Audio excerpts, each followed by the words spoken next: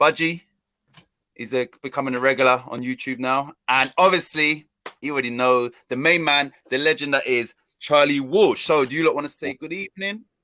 And we will hopefully have some people watching at some point. I have to pull you up on that, Titch. It's the certified legend that is Charlie Walsh. I strongly disagree with both of those statements. I think you can't be hyping. I'm sitting next to Budgie. You can't be hyping me up when I'm sat next to Budgie like this. Come on. But listen, rough ending, but an interesting game at least to talk about. Yeah. I would say, Budgie, that Charlie was like, we've got 8 seconds till we go live. If Budgie's late, then I'm gonna pull him up. And then you came in with did not say this. Titch asked me how long we had to go. I told him. All the rest of that conversation was a lie.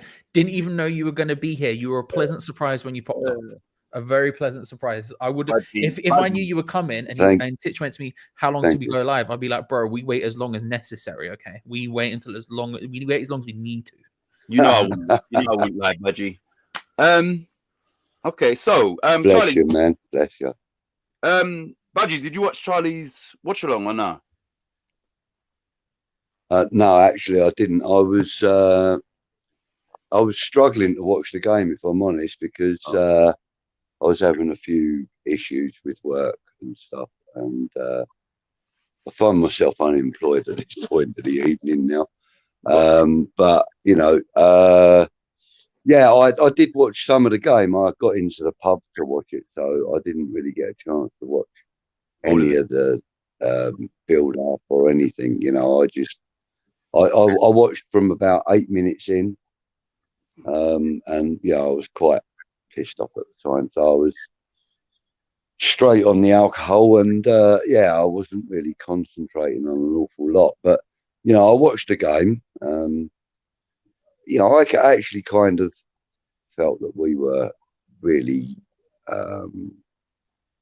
damp in the first 20 minutes, half an hour of the game. I don't think we really applied ourselves very well. Charlie, you watched it, obviously. What do you think? I completely agree, really. I felt the first 20 minutes or so, I thought we were basically anonymous. They did exactly to us what we've been doing to everyone else. They pressed us quickly. They harried us. They made us look kind of amateur about it. And I thought they were super on it. And from that point onwards, we sort of grew a little bit more into the game slowly as it went on until the substitutes happened. And then we really kicked into full gear. But before then, we were annoyingly bad. We looked like we didn't really know what we were doing. And I don't know. It just the first half in general, I just felt like was a bit of a.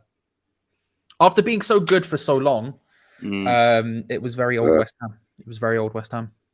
Yeah. Good evening. It was kind for me. It was Hammerhead. Sorry, go on. No. I was going to say good evening to Hammerhead and whoever else is watching. Carry on, Cloud.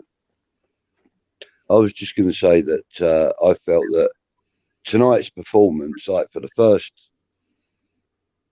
2/3 of the first half anyway, I felt that it was probably one of the worst performances that we've actually given under David Moyes since his return. I felt that even in games where we've been beaten royally, we've put a better display on than we did for the first half an hour or so of the first half, and fair play to David Moyes and whoever else was in that changing room at half time, because they did turn things around. We started producing the goods, and it was just an unfortunate touch for Thomas Souček that took the game from us, what can you say about that? I mean, you obviously watched it as well, guys. So Charlie, but it's one of those unfortunate things, in my opinion. No blame, attached to that. I don't think, really. How you doing, Luke? Charlie, and you, Clive, and people in the chat. What do you put down to West Ham's? I would say a poor first half. I wouldn't even just say 20 minutes. What would you put that down to if you were to make a calculated guess? Yeah, Charlie, go first. I think it was a couple of things. I think the first thing you have to credit Genk. I think they came out flying. Obviously, when we faced Genk the first time around, they weren't in any sort of form. They were struggling a lot in the league. They were struggling just in general. They just didn't look like they were firing and fit on all cylinders. And then this time, it looked like a different Genk. You know, they've scored 6 goals in their past 2 games before today. And you can see that confidence inside them. They stepped to us and made it difficult early doors. And I think first thing to say is you have to credit them because they worked very hard in the early stages. Secondly, I felt like our formation was a bit all over the shop. And I felt like that was more down to the ill discipline of Arthur Masuaku and a little bit of, I don't know, it just, the fact that at half time on the watch along, Gio came on and we both disagreed on what the formation was, which probably shows you that there was a lot of ill discipline going on to the extent where 2 of us were convinced we were doing 2 completely separate things. Because usually, you know, everyone has a rough idea, but we were both saying completely separate stuff, which I think makes you which shows you the ill discipline we had, and which again is the exact opposite to what we usually have this season, where even when we are playing badly, the discipline and the tactics are 100% there, and everyone knows exactly what they're doing. I felt like today that just wasn't there, and again, I'm not putting it solely down to Arthur Masuaku. But I just think he was all over the shop. You had Antonio drifting left, right, and center. That was forcing Benrahma into weird positions. I don't know. It didn't feel like the team. It didn't feel like the team knew or had played together a lot. And I think that was really affecting our game because usually when we attack, the people sort of know where they are and move quite naturally. Whereas this felt really labored and confused almost. Right. Hammerhead has said, one sec. He said, look, Masuaku was 1 foot out the door before the game, and after that, now he has both feet. Bring on January, get that poor excuse of a player out of our team, and Noble should have retired last season. Right, I would. In Masuaku's defense, I've always rated him as a forward player more so than a fullback. Tonight, he's still putting a very dangerous ball that we probably or possibly should have scored from. And I don't think he was our worst player, especially considering he's coming back from an injury. So me personally, I like Masuaku when he's on form and he's sort of on the left wing. But you know, everyone's got their opinions, but I do like him. And tonight wasn't his best game. But like I said, I think there's other people that need to look in the mirror more so than him on tonight's performance. And Issa Diop for me is one of the main contenders for that. I think he was shocking today, like shocking, like liability shocking. Agreed. I felt that with all the criticism that that we've heaped on Benrahma over the last couple of games, I felt that today he stepped up and he was probably the most improved player on the pitch today. You know, he got himself a couple of decent goals, and he put in a performance worthy of his selection. Last couple of games, we've been critical of him because he's only really been firing, 80% or so, and we've been, critical in. I feel that we've been critical in a constructive kind of way that, we're sort of saying that, he's still trying to play his game, but it's not all there, So I think, I wouldn't know whether any of them players watch any of our streams or anybody else's streams or anything, but I would imagine that probably who doesn't, I think that maybe Benrahma's sort of caught wind of the talk and and the criticism that's been aimed in his direction, and I think as a result of that he's picked his game up today. And I felt that he was probably, for me, I think he was probably man of the match as far as the West Ham player was concerned, at least anyway. Charlie, who do you think, or how do you think Benrahma done today? I think he did all right before the substitutions. And then I think what the substitution showed is how well drilled those players are and how well they know each other. And just bringing on a couple more players that he plays with every single week, all of a sudden it was a different situation. It was a different kettle of fish, and they didn't know how to deal with him. I thought he had a good game overall. I thought he was trying to make stuff work. I thought he was trying to make stuff happen. When he did get time on the ball, he looked a threat. But it really was once those players, once the substitutions came on, that A, gave him a little bit more time and space because they had more, the Genk defenders had more to think about, and B, he just linked up so well with everyone else. And you saw the confidence just flowing through him. That like, yeah. Both, I mean, It's especially that second one, but it was just so confident, wasn't it? yeah. It's the familiarity with the guys around him, I suppose, that helps to build that confidence. You know, yeah. And in response to Luke's comment, respect the opposition. Yeah, definitely. I absolutely 100% agree with that. You know, they came out, they were determined and they were resolute, you know, throughout the whole game.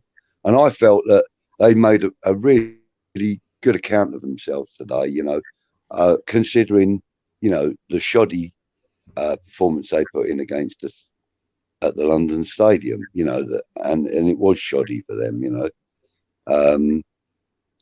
So, you know, respect due to them. You know, they put on a performance that was worthy of a European game, in my opinion. You know, they actually went as far as to make us look distinctly average tonight, in the first half at least.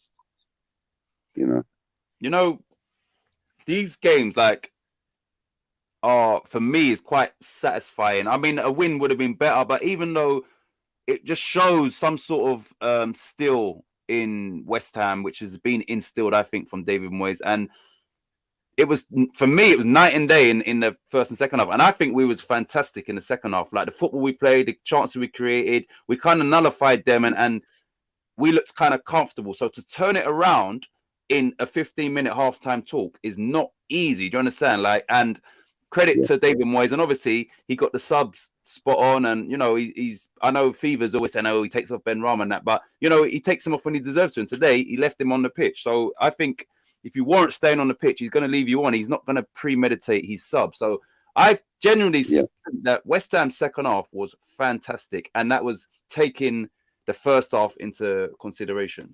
I don't know about you guys, but yeah, I think we looked hot in the second half for most of that.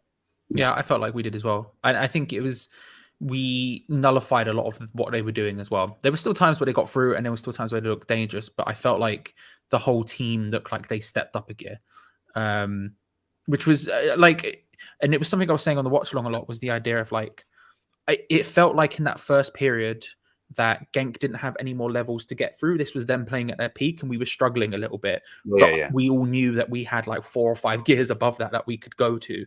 And I felt like as time went on, we kept stepping up through those gears. And it was only once the own goal happened towards the end where we sort of leveled out and peaked out a bit, I think.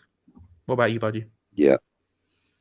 Yeah, I could completely agree. And I think also that the dynamic of the game completely changed after the substitutions, you know, once.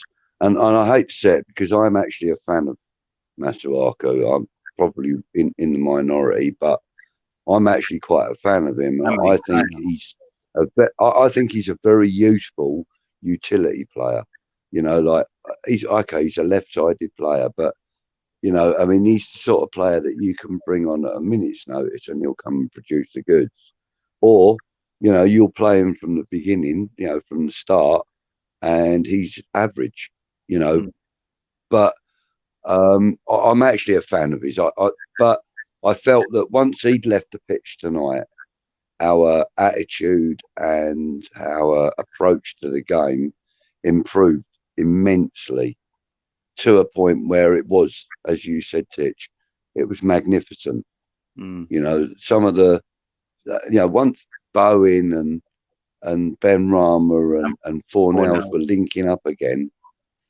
I mean, it was a joy to watch. You know, unfortunately, you know, Antonio didn't quite seem on his game tonight. But you know, even having said that, I felt that, you know, given that one small chance that he needs, he would have got himself a goal. because you can never rule that out with him. But I felt that, once Fornells, Benrahma and Bowen were across that line, I felt that, we stepped up the gears. We were looking quite dangerous. We found our rhythm in the game, and once we find our rhythm in a game, as we know, teams suffer. And they did. They were 2-1 down. They were looking at a defeat, and a little bit of luck on their part and a little bit of bad luck on ours changed the game completely. But I felt that, on reflection of the whole game, the fact that Genk came out and they gave such great performance in the first half, and they were the better team in the first half, which obviously, as you said, and I agree with Tix, that in the second half we were much the better team. I think on reflection of that, I think the result was a fair one. Of course, I'd love to have come away with a win, but I think the result was a fair one. And qualification is just that far away. It's only a hair's breadth away from us now. We need, I think, one more draw to guarantee it. So 3 points guarantees it. So one more win guarantees we get top. Guarantees we get top. Yes, a win. But, one win is a but win. even one more point would guarantee us qualification. I think we've qualified already. I think we've already got that now. Oh, is it? Yeah. All right. Okay.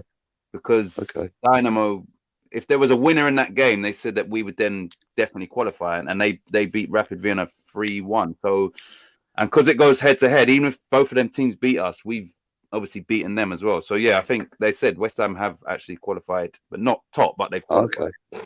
Yeah, but now we need to win the group. Okay. Charlie. Yeah. Whose fault? Please explain the first goal to me, and how did you see it? Like, whose fault or who was at fault for that second goal? First goal, sorry. Their first goal. I mean, I think you look at those two wide players, Ito and Pansel, and I think they were both really dangerous the entire game. I felt like they were both absolutely lightning the entire time. I think Ito's performance levels dipped after his injury, and he never quite got up to where he was. I think before that, he's starting wide and drifting inwards, and was finding a lot of joy doing that. And we saw in the first game how dangerous he was.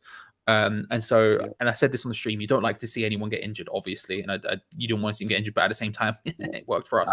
But like it was what it was. And then I think Pansel continued to be incredibly dangerous the entire time, and it was just that sort of lightning counterattack that sort of runs in behind that we really weren't dealing with very well, and it was a symptom of the lack of formation that we were seemed to have in that first half, that lack of just sort of like tactical nous, I guess. When the ball gets played by Ito, and it's a really, really good ball to put it into that area and not have the player break his stride at all or anything, was incredibly impressive. And then on top of that, I think it's difficult because I said on the stream I wanted to watch it back and I haven't seen it back. My gut says that there's probably quite a few errors you could make. Like maybe Areola's position could be a bit better. Obviously, Diop probably could have been a bit better, and someone probably could have come out and challenged Ito. And why was there so much space? So my gut says there's a lot of different positions, but I said on the stream I wanted to watch it back, and I still haven't. So off the top of my head, I think it's probably a medley of errors, is the way I would describe it, or a medley of mispositions, maybe. I think, the obvious one, forget the lead up to the goal, was Diop got caught, on the back foot, and then that could be him and Dawson wasn't communicating.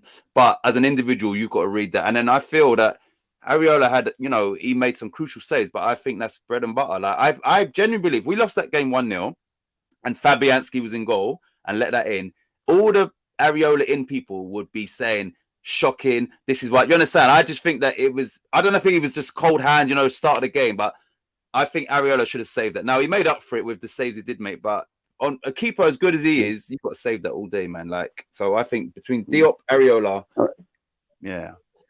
yeah, I mean, in fairness, he got into it, didn't he? And I actually felt while I actually was watching it and while it was happening, I felt that it was going to go wide, Yeah. Mm. but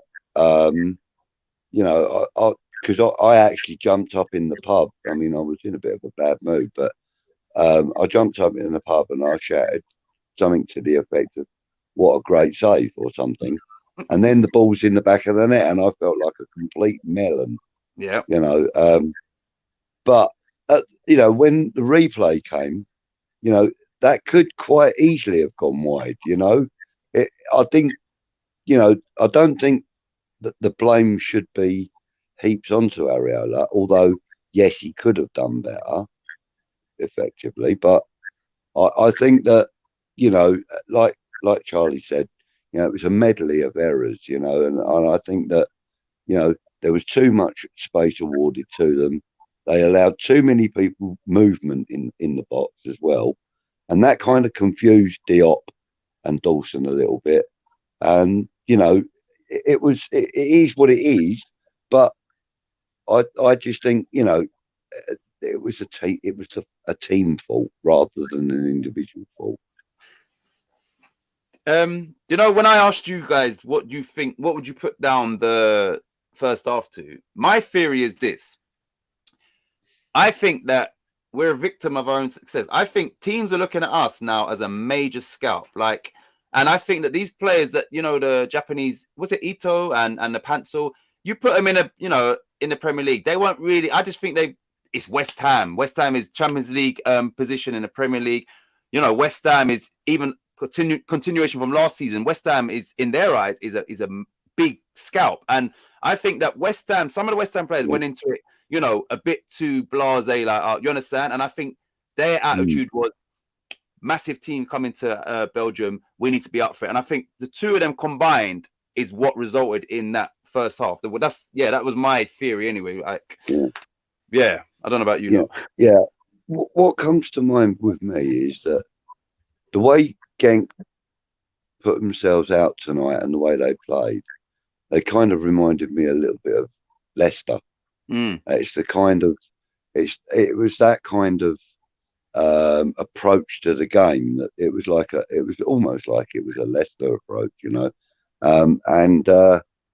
I just felt that they've obviously watched the other game back. They've watched other games that we've played in recently, and they've kind of got the measure of us, and we've got to be mindful of that for the next two games that we play in this competition, because Vienna and Zagreb, they're not going to be a pushover by any stretch of the imagination. Even though we were very successful against both teams before, like tonight has proven, the first win is no guarantee of success. So I think we need to be mindful of that, and I think that David Moyes is more than clever and capable enough to prepare our team for that for the next games. They really have got a lot of work to do, because as you both alluded to, there were a lot of on-field errors tonight, and it wasn't any fault of the tactics as such. It was more a fault of the application of the tactics, or the application of each man's job. So you wouldn't actually go, right, okay, you and you are at fault. What you would do is you would say, right, listen, boys, collectively you fucked up. You've had your pants pulled down tonight. We weren't expecting them to get anywhere near us when we walked out on that pitch, and look what they did to you, So now in the next two games, if you go out with that kind of attitude, there's no hope for you, kind of thing, I just hope that David Moyes, as nice a guy as he is, I hope he becomes, Mr. Grumpy for a minute, so that he can really put across to them that the the performance was grossly underwhelming in the first half. As you said, Titch, it was much better in the second half. But I think that we've got a lot of work to do for the next few games, and especially before Sunday. All right. I mean, Sunday's a massive game. Let's just Peaches here. Let's get to these comments here. So Hammerhead said Lazio played Marseille tonight, and both Payet and Anderson scored. Which, on paper, that's a good game as well. I don't know what the score was. I'm going to check in a minute. Payet scored the equaliser. Payet versus Philly, and it actually says that only Anderson scored there. No, then underneath. Right. Oh, okay. There's another comment. Yeah. Right, okay. He scored the equaliser. And then Luke says, Souček has that in him, to be fair. Love the guy, but he's a bit Mr. Clumsy. I wouldn't, in hindsight, you look at it and you think you actually didn't need to header that. But obviously, I just think he was in a position where maybe he didn't have enough confidence in our defenders tonight as the way they was playing. But, he's normally in both boxes anyway. So, yeah, and 99% of the time he's in the defensive box, he's effective. If the ball comes anywhere near him, anyway, he's effective. He very rarely makes a boo-boo in the box. In fairness, and that's why I say, really and truly, you can't really apportion blame to Souček for what happened tonight. He did what he felt was right. He felt that he was putting a defensive header in. Unfortunately, it turned out to be an own goal, but Peach, it's lovely to see you up and about, mate. It's lovely to see the lot of you, man. Thoughts on the game, Peach? Let me send this. Like quick, like 60-second thing. I thought Itza Diop could have had the through ball by the boy to Panstel. Number two, I don't know why we're after Anienzo. Panstel looks like years above him. We didn't get out of any gear, let alone first gear, come the first half. When the substitutions were made, we looked a completely different team. I thought Souček ran the show. I thought Benrahma showed his skill and ability, especially in that second goal. That was Messi-esque. It was absolutely it was unreal. And yeah, like for him to get the ball and then just put it around the boy with his right foot and then toe poke it with his left foot. I thought it was outstanding, man. And I thought, when you're trying to watch, because I always watch the players off the ball. And when you're trying to watch a player off the ball, but then you lose him. That's like Souček. He was here, there, everywhere. Like, I stay honest with this. Like, half the world is covered by water, the rest is covered by Thomas Souček. And he's from here to the, and he don't score a worldie in the other final third. He scored the worldie in our final third, and it was madness. And I saw Fat Boy. What up, Fat Boy?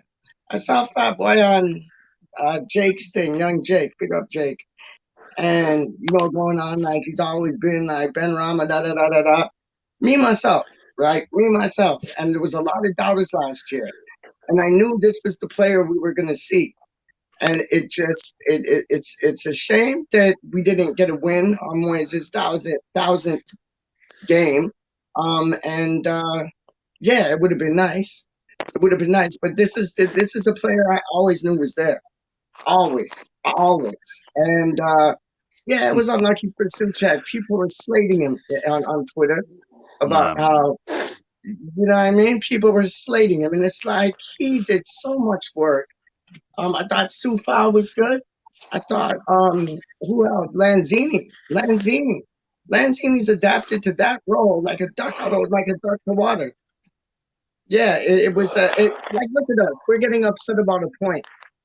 You get what I'm saying? We're getting upset about a point. West Ham 2-3 years ago would have West Ham supporters would have bit their arm off for a point. And then the way the other result went today, we're definitely getting through. But it's just I want to be the top boy. Because if we ain't the top boy, we got to play one of them Champions League teams to come down. Not saying I'm afraid of that, but we always make it difficult, or the league makes it difficult, drawing Man City, drawing Manchester United. You know what I mean? So it's like, yo, let's roll through. Let's win the group. There's no reason why we can't. We got, 2 games left? There's no reason why we can't, man. Nobody's catching up to us, honestly. So there you go, Tits. What up, Buddy? What up, J-Boy? And what up, Charlito? I'm good, man. And You what good? up, Titch? And what up, Titch? And what up, Titch, of course, man. How you mean? Oh, you look. Hey, Fever, let me just read the comments and then I'll catch up and then you can. Right. Budgie, Gates said, Budgie, I sent you a WhatsApp. We put it on, it's been uploaded, Gatesy, on this channel. That was a good video. No, he sent me one since we're on air. Okay, my bad. James I got Fever the notification, Gatesy. Thank you. Fever said, link me, and Charlie Walsh messaged me privately, said, why do we want to link James Fever? But sorry, Charlie. He keeps doing this. I didn't. First of all, you tried this with Budgie. Now you're trying it with Fever. Can I say this on air? Fever, I think you're a top guy, but regardless of what these lot say about you, I think you're a top guy, man. It don't matter, mate. I couldn't give a fuck what anyone thinks of me. Do you know what I mean? You can think I'm too far up his behind, dog. Chill out, dog. Chill out. Right. I'm ahead. We're joking. Bloody hell. I'll take a draw if you beat City on Sunday. You don't think I am? Come off of it, dog. You're wearing Charlie like a hat around your head, man. Never send me a WhatsApp, Robert Gates. You moaned too much last time, Luke. Peachy boy. He looks and sounds a lot better. So happy I'm back, Peachy. That's Hammerhead. Love a moan. Yo, let's Luke. get Gatesy on the show, dog. Let's get Gatesy on the show, man. Sanjuka was earlier hating me. I was almost upset. Almost. Once still look like a young man. Almost, he said. Almost. Yeah. Right. Hammerhead said he'd take Pantel as a, I think, alternative to Antonio. I don't know why we're after Anienzo, dog. He's shit. And that who's that guy that we're all on about? Ito? Ito's a piece of shito. Good evening, boy. We are top of our Europa League group. In fairness, I think Pantel would be a brilliant replacement for Matawaku. Yep. Me too. And he knows where the goal is. Direct replacement for a little bit more class. So, what sick today. But James, I have to give it to you, James. For me, Benrahma, man of the match tonight. That's right, mate, because I talk sense. I don't talk bollocks. You know what I mean? Like other people. Do you know what I mean? Titch. Anyway. You know what I mean? Come at me, bruv. Come at me, brother. Come at me. Time out. Let me clarify, yeah? Let me clarify, and I reckon this is echoed by everyone. I rate Benrahma, right? Don't tell Porky Pies. Come on, tell the truth. Tell the truth. Nothing but lies, dog. Nothing but lies. I'll just get that fishing rod and reel Titchy. He could score 5 own goals and people would say he was man of the match. Like, I don't like, he's got to be consistently great. He's got Souček scores. No, but on the day today, him getting past those 3 players was like, when he did that, and I knew he could do that, I was just like, whoa. Like, that was, whoa. That guy. He took the game, listen, I'm missing, but at the end of the day, right, he took the game by the scruff of the neck. We needed something from one of our players, and he stepped up tonight. Yes, he did. Yeah, he did. I thought he amidst all the criticism that he's had in the last few weeks. Well done. Yeah, but you know what though? Some of the criticism. Listen, I'm not, as Titch keeps saying, I'm like one of these fans who gonna back him when he plays shit. If he plays shit, I'll say he's plays shit. But sometimes I feel that he don't really get a lot of credit for what he does, so to speak. Do you know what I mean? He stopped running at players. One thing, and tonight he ran at players. He was running at players. That's what I want to see from him. He seems like he gets the ball and wants to pass it to someone. But let's talk it's about almost like he's listened to the criticisms and stepped up to the plate. That's what it looked like tonight. Do you know what I listen. mean? Kind of thing. At the end of the day You know, tonight, he was man of the match tonight. There's no disputing that for me. yeah, You right. know, At the end of the I day, feel that he was man of the match. at the end of the day today, right, there's two players who I can give decent ratings to. I've just done a player. Pretty good for a guy who doesn't know anything about these other Yeah, teams. you Sorry about that. I was just mucking I mean, about. I thought, what's Wally doing turning up? I know. Sorry about that. My bad. Now, listen, My bad. right? Let's be honest here tonight. We can. Well, if you could name two good players at West Ham, you'd probably name Areola and Benrahma. Really, Yeah. if you've been really truthful. And Souček though. Souček was everywhere, dog. He was everywhere, man. Yeah, but from a starting lineup position, Peach. Oh, from the starting lineup? Agreed. Yeah. Agreed. Right. Agreed. So you got to look at it in sort of reality, right? He got the ball, he ran at people, he scored a good goal, the first one. The second goal was class. I mean, he's top class finish. Let's be honest. He stood the geezer up. Shocking goalkeeping, though. Shocking goalkeeping. Great finish. Shocking goalkeeping.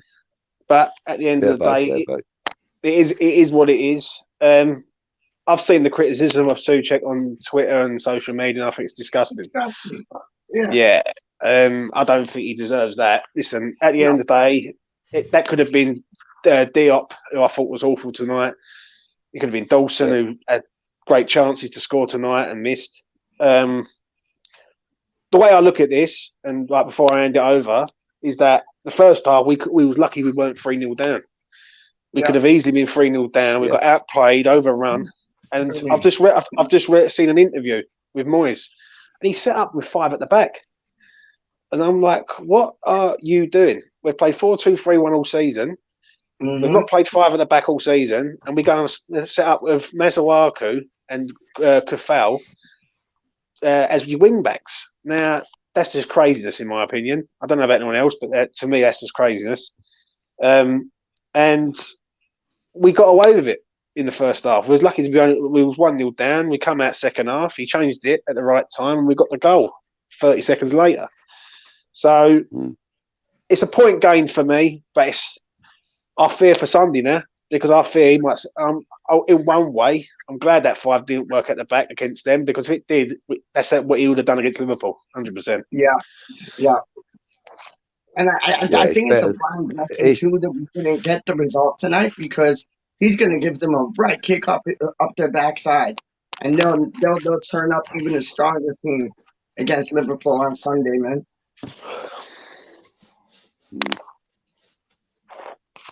I don't know if you don't want to do this. I was going to do player ratings, but with 4 options would be poor, okay, good, great. And then, we get through it quick. And then the people in the comments saying, yo, Areola, what we saying for him? Okay, I'll go, then Charlie goes, then Casey goes, and then so we'll go around. Okay, for Areola, I give him 8. No, so just say poor, okay, good, or great. Poor, wait, come again? Poor, okay, good, or great. Good. Okay, Hammerhead said good. With that. And so does Budgie. What about you, Fever? I think he was great tonight, mate. You said great? What about you, great. Charlie? I know you're eating. 1, 2, or 3, or 4? Oh, you're unmuted. Sorry. I'll say, I think good. Good. Gatesy? He was the reason we didn't lose that game. He was great. He was fantastic. I'm going to say good, because I think he should have saved that first one. Although he done a lot after that. I think he was good. Oh, you are harsh critics. Flipping hell. What? I'm not being funny though, Titch. That goal was Diop's fault all day long and twice on a Sunday. I mean, he did well to get a hand to it. So I've watched it back now. I hadn't watched it back at the beginning of it. When I was standing outside waiting for my Indian to turn up, I had watched it back. And yes, this is a poppadom I'm eating from like this, but I think. Wait, hold on. What did you get? Like your curry wise, what did you get? I'm me, and I'm going to get hate for this, but a chicken korma. Anyway, we move. Nah, I nah. don't think it was particularly anyone's necessary fault. I don't think you can put it on one person. I think there's a lot of different people. I think Ariola potentially could do slightly better. I think Diop could do slightly better. But the run from the whatever the guy's name is, Pansil, the run around the back is really smart. He starts on Dawson, then runs in behind Diop. Diop looks at him, and by the time he's looked, Dawson has him. He looks across, he sees him cutting in behind Dawson, and he's like, "Fuck, I gotta get my bike on here." He starts sprinting, but by that point, it's too late because the guy has already made the run, and the Ito's pass is so good. And again, I think Pansel's finish is perfect. Like he puts it anywhere else, it either goes wide or Ariola saves it. It's the one place he puts it is perfect to work. I think I wouldn't put it on any one person, that goal. I think you could individually say this person could do a bit better, this person could do a bit better, this person could do a bit better. But in reality, I think it was just one of those things where you look at it and you go, that was a great pass and it was a great finish. All right. Yeah. What about and Luke's moaning about the new scoring system. What about Sufal on using that scoring system, you lot? Well, for me, again, I think he was, good. I'd say good. Just good. Yeah. Yeah, I'd say good. Not for me, mate. I don't know what everyone else was watching in the first half. I thought he was shocking in the first half. Playing at 5 at the back. I don't blame him though. I blame Moyes. Like, why is he playing him 5 at the back? That's like as a wing back. Second half, he livened up. I'll give you your due. If you was rating him in halves, I would say poor in the first half, good in the second half. We're not. But we're not doing that. So I'm going to say he was okay overall. So I'm going to say okay then. Yeah. I also say okay. And what about you, Jason? I thought he was what's you've got great, good. What else? What are the choices? Remind me. Poor, okay, good, or great. I think on balance he was okay. I agree with James. I thought defensively he was all over the place. Yeah.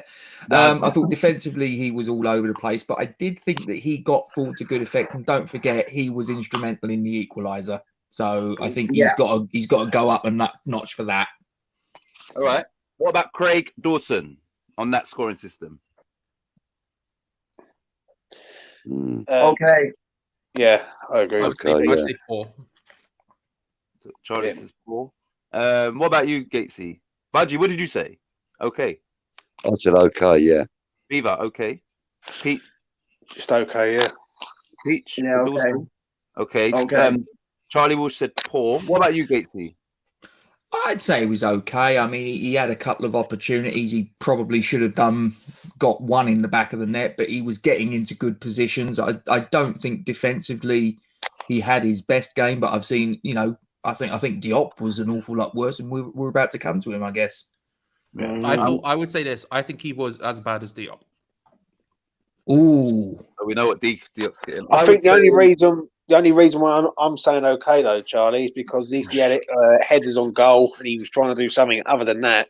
I'll pretty much agree with you what you're saying. I don't disagree with you, but at the same time, they were aiming square at his head. Yeah, if they were aiming square at Diop's head, he would have had the headers as well. Do you know what I mean? And that's not necessarily a bad thing by any stretch of imagination, because I agree he had some good chances, but at the same time, it's easy to get an opportunity to score a header when someone's slapping it at your forehead. Do you know what I mean? Yeah. I would. Luke's definitely not happy with his scoring. I would say okay for Dawson. What about Issa Diop? This should be interesting. If he gets anything better than the poor. It was one of his worst. It was one of his worst performances. I'm trying to find a scoring for okay for him, but I can't. It's poor, really, mate. Let's be honest. Fucking hell, he was all over the place first half. If it wasn't for Ariola, we would have been 3-0 down. So, yeah, it's poor for me. Pete or whoever else for Diop. I thought he was poor. Yeah. I thought he was poor. If I was to give him some credit, I would bring up the fact that he made the joint most tackles on the pitch. for West Ham, along with Declan Rice. If I was to make an argument for it, but he was as bad as Dawson. Like I said, I think poor as well. Budgie. I think there should Yeah. be another thing. Like, I know it's poor, okay, good, or great. I think like he wasn't at the races. Like he was below poor for me. He wasn't even at the. He wasn't there. That was a shadow of himself. Phoebe, did you answer? Yeah. What did you Yeah, say? I said a poor mate. Really, you can't really give him an okay because he wasn't, was he? Let's be honest. I thought he was worse than poor. He wasn't even there. Just like. I think we're pretty unanimous that he was poor, though. What about you, Yeah. Titch? What do you say? I think it was poor, and it weren't just the goal. I just think, he's just passing the ball and putting us under pressure inside our 18-yard box. Like every time he and it's not just in this game. He just gets me nervous, man. And I'm thinking, this team's on top of us. We're not playing well, and you want to give them the ball in our 18-yard area more than once. So, yeah, he was a big liability for us tonight. Like all round. Like Titch, don't you find Titch that when he plays with Zuma, I don't know if it's because of the communication or what have you, but he's a better player when he plays with somebody like Zuma, even Urbana. But with Dawson, they are good together when they want to be. But today, yeah, Diop was not at the races, man.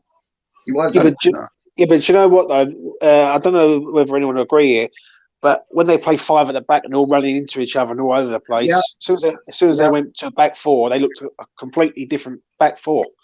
Like, Sharper, yeah. do you know what I mean? So It really It's one of those surprised me things where, that- like, sorry, you Gatesy first. You first, Gatesy. I didn't see you. Sorry. Sorry, I was going to say it really surprised me that he went with 5. I mean, the initial setup that they put out before the match suggested that we would be going 4-3-3, but we haven't played 5 at the back for I can't remember the last time we played. I don't think we've played 5 at the back at all this season, have we? I don't think so. No. last time we played 5 at the back was Chelsea or Everton at home last season, I think it was. Like that's when it was, and we lost 1-0. Other than that, we haven't played 5 at the back since, I don't think. Seems really strange why he did it today. I think it's one of those things where you look at it and you say Diop is the victim of all of the things we've just discussed. I think for a start, when we were playing at the 3 at the back, he shifted from where he has been playing to the other side of defence. And although in your head you're thinking, centre back, back to when you're playing left centre back or right centre back in a back 3 should be the same thing. They're completely different roles, and he never looked good in a back 3. Then we shifted him back into a back 4, and he put in, and he got slightly better, I guess. But again, then he was exposed because they were pressing us hard and finding gaps, and all of a sudden it'd be him and Dawson. And this is partly why I want to criticize Dawson as well, or at least to a similar extent to Diop, is they would be running at those two, but there was no fullbacks around. There was no real defensive midfielders around to protect them. And you just see Ito and Pencil running at them, and they just looked scared. They looked like they didn't know what to do at all. And I think he's a huge victim of a really random change in formation, And I don't even believe David when he says it, to be honest. I think we were just shit in the first half. But I don't even believe him with the formation thing. I think he's just an idiot, or a liar. Maybe is a harsh way of putting it, but there we go. I think he's a victim of all that, and I think it's disappointing because he's had such a good run of games. It sucks to see him all of a sudden have such a poor one. Yeah. I think really and truly we were lacking Declan Rice tonight. I think had he have been on the pitch, I think we would have been a completely different side. Rice, he was on the pitch, mate. He started. Yeah. He played the whole game, mate. Right. Hang on. You're thinking Souček. Souček. Yeah, I'm thinking Souček. Yeah, sorry. We'll get to it. Had he have been on... Yeah. Sorry, my bad. I've had a couple of drinks, boys, It's been a fucking rough day, all right? It's been a rough day. And like I said right at the beginning, I was watching it, but I wasn't with it, if you know what I mean. So, but sorry, Souček. Had he have been a start with them two, I think it would have been a completely different game. Right, before we continue, Hammerhead says Noble poor, don't know his limits, shouldn't play a single game, in my opinion. He's a 70-minute or last-minute sub when trying to hold on. Other than that, should have retired last year, but didn't because the fans. Because no fans. Yeah, because there was no fans in it. What? Fever's nodding in agreement. No, Noble's the player now. When No he comes on, like disrespect. 15, No 20 disrespect. minutes left, and that's it. But That's someone it. tell 15, me, 20 minutes I left. know Alex Crowell's had COVID, but why is Alex Crowell not starting this game today? I'd like to 100. someone like I don't Yeah. get it. I don't get that. That's the one thing that irritates me massively with He loaning came on these too geezers. late. He came Right. on too late, Chiefs. He came on way too late. Yeah, but he should have been starting the game. Yeah, not Yeah, going Yeah, on like let's be fair. He had Yeah. a decent game against City last week, didn't he? Not Yeah. many. Yeah, but Crowell. If you're going to go and loan Crowell, you might as well just kept Connor Coventry at the club. Let's be honest. Like, He's not even getting a game at Peterborough, mate. do you know what I mean? So, for me, I just don't understand why Crowell's not playing. I just really do not understand it. Let's be honest. If he's just come back from his injury, right? Or if you want to call COVID injury, let's just call it an injury for sake of Yeah. argument.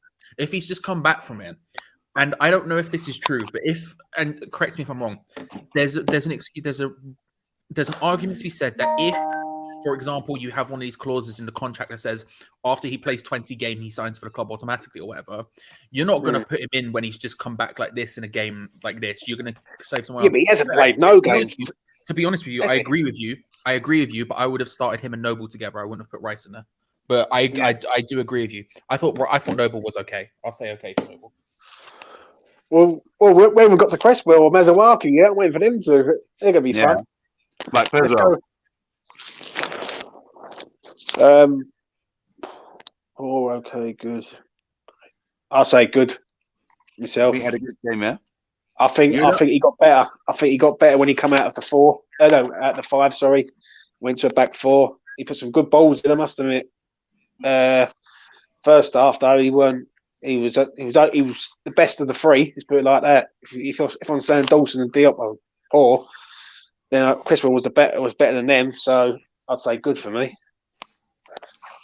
You know. Yeah, okay. Okay. Yeah, I'd go with okay as well today. Yeah. Charlie or I think- Casey? I think good, but just because Man was having to do like 2 jobs with Masuaku ahead of him. So I'd say That's good. a good point. Gates? I'll say good because I mean I would say I'd say a good game. Just quickly, you lot. Right, Scott says that has Antonio put a pass together yet? The answer to that is no. Hammerhead, no disrespect, but he's passed it slow to react. Pulls us out of position. Rice was doing most of the work tonight. Same for Masuaku. Don't work hard enough and pulls us out of shape. Creswell was solid enough. Good evening, Scott. Creswell was good. He's our only left back. What else can we say? Scott says need to rest for Sunday now. And Luke says, sorry, Jimbo, but whilst I agree with you about Crowell, Moyes normally makes the right selection, mate. No, he made the wrong fucking formation tonight, though, Luke. Let's be honest. And we're lucky that we've got out of it with a draw. All right, Arthur Masuaku. Shocking. I'll start with this one. Fucking, I do not want to see this geezer at this club no more. Not good enough. Need a better left back at the club. Can we get rid of him in January? Ship him off to fucking Bulgaria or Greece or somewhere, please. Do not want to see this geezer at the club. Shocking. So is that a good shocking or a okay? Fucking disgusting performance from Masuaku today. Absolutely disgusting. Come on, disgusting. Yes. He was Clive, disgusting. what about you? Clive, what do you think? He wasn't great, was he? So it's got to be a 4 for me. But like I said, I do actually kind of like Arthur Masuaku. So Yeah. I reluctantly give him a 4 rating tonight. Peach?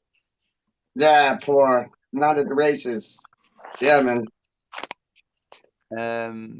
Gatesy or Charlie? he played, but he didn't play. If that makes sense. Yeah. That makes all the sense in the world, my friend. Charlie? Yeah, Paul. He was the worst player on the pitch today, unfortunately. Yeah. Which, if we were playing 5 at the back, that's the formation that's supposed to suit him, which is why I don't think it was 5 at the back. He was just all over the shop. He was definitely not a wing back. He was playing as a left winger or a left forward, man. He was way too far forward to be a wing back. I don't believe it. But yeah, poor. He was. I think he had a good cross at one point, and I think he's good on the ball, but just the awareness around him was just all over the shop.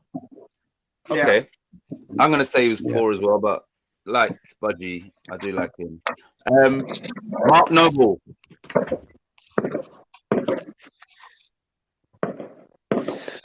Well, I'd say he had a fair game tonight. You know, he wasn't really highly noticeable, but then he wasn't absent either. You know, he had a reasonable game. It weren't anything special, but he never really made any real bad mistakes either, in my opinion. So you gave him an okay. Yeah, he was okay. All right, Fever. I don't know what everyone's seeing, mate. Nah. Moment Noble went off. Souček come on. We looked a far better team in midfield. Let's be honest here. Like, I know Souček's a far better player than Noble. I understand that. I can take that. But Noble, I'm sorry, but he shouldn't have been starting. Alex Crowell's on the bench. He's fit enough for the bench, so he's fit enough to play, in my opinion. We look slow. He couldn't. Rice got booked because of him, because he's out of position. Rice was doing 2 jobs. Poor for me, mate. I'm afraid. Peach, Noble. Yeah. Okay. Gates here, Charlie. I think he was okay. I don't think he was quite in the poor category for me. He certainly wasn't anywhere near Arthur the Masuaku's depth of performance, so I'm going to have to give him an okay. Yeah. Charlie? I'll say okay again, but again, just to question this 5 at the back thing. The times Noble looked bad last season is when we were playing 5 at the back and he was in a 2. So why the hell would you put him in there? When we were playing a 3, if we were playing 4-3-3, like we did at times last season, he looked all right. When we were playing 5 at the back, but there was a 3, he looked all right. But for some reason, when we played a 2, he looked terrible. And so yet again, Moyes goes, we're going to play 5 at the back with 2 in the middle. And he puts Noble in. I'm like, what? That doesn't make any sense. But yeah, no, he was okay. I thought he was okay. 1 or 2 pieces of really smart play, but it's just not, you can't put him in a double pivot like that. It just doesn't work. Yeah, but would you say, though, just to counter that, would you say he was okay in the first half? Because I thought he was shocking in the first half with a lot of players. And let's be honest, he only played for another 15 minutes in the second half and he got subbed. So I don't understand. Okay. I thought he was okay throughout it. Yeah. I wouldn't say he was significantly worse at any point. I just think he was all right throughout it. I would agree with Fever. I think he was poor, man. It almost looked like in the middle we was playing with, like we had 10 men. You understand? It was like it basically was non-existent, man. I think that, and like Gatesy said, yeah, he did play well against City, but we're just judging him on this game. This is what these ratings are. I think he was really poor tonight. Yeah, and yeah, that's what I would give him. Poor. What about? Let's go Lanzini. I thought he was good. I would say good for Lanzini. Yeah, I'd say good, almost like leaning towards great, because he put those 2 assists in, didn't he? Or maybe just the one. It was the one. It was the first one, wasn't it? For this first goal. Yeah. So I'd say good, slanting towards great, but just good. But he's fitting in that role like duck to water. So yeah, I'd say good. Good, like B+, whatever you want to say. I'll come back to school again. What about you, Fever, or Charlie, or anyone actually, for Lanzini? I thought he had a good game. Yeah, I thought he had a good game. I thought he was finding the pockets of space. I thought he kept the ball moving, and I'm not too sure. I think he could be pushing for a first team start. Yeah, me too. Yeah. It was Gatesy. It was the Lanzini pass to who is it? To Soufal. Yeah, and that pass was immense. That pass, that's why he's leaning towards greatness, because that pass is like, that's not average. That's not normal. That's on some Benrahma like thinking, man. Honestly, like, yeah, I'd say good, leaning towards great. I agree with you, Gatesy, 100. The only problem that he's got is who would you drop out if you were going to play Lanzini against, just say for argument's sake, Liverpool on Sunday, who would you drop out? Nobody, because they don't have the same vision. They're not on that level. Peach. Anton says Peach. I And say Antonio, Antonio. Oh man, I don't want to have to like grade Antonio, man. Shit, that's my foot. That's my foot. I don't want to have to grade him, dog. Who ain't graded Lanzini? I What's Charlie. happening? I haven't yet. Oh, and Clive. I Sorry. think. Come on, Yeah. come on, budgie. Okay. All right. Okay. Chaps, So I got to thought disappear. Lanzini was All right. Good. okay. Go to take Peace care. out, Stay Dave. safe, guys. Thank you Look for after coming on. yourselves. Bye. No worries. Be Yeah, good. take care. Later. Forward, I Samurai. thought Lanzini had a good game tonight. I'd put him in the good category. Yeah, bordering on great. Yeah, that pass was sublime, absolutely sublime. And his work off the ball was good too. Yes. You know, he kind of directed, the guys around him while he was. Yeah, he had a good game. I felt. Yeah. I think Anton wants the link, Peach. Oh, okay. Give me 2 seconds. Instead of in Give the. me- Yeah, give me 2 seconds. Hold up, guys. All right. What Keep about on doing your I thing. thought Lanzini. I thought Lanzini was good, just to be clear. And I think when we saw Pete's gone, and when the other lot came on, his level stepped up again. It's just when the thing is with Lanzini, I like how he drops deep.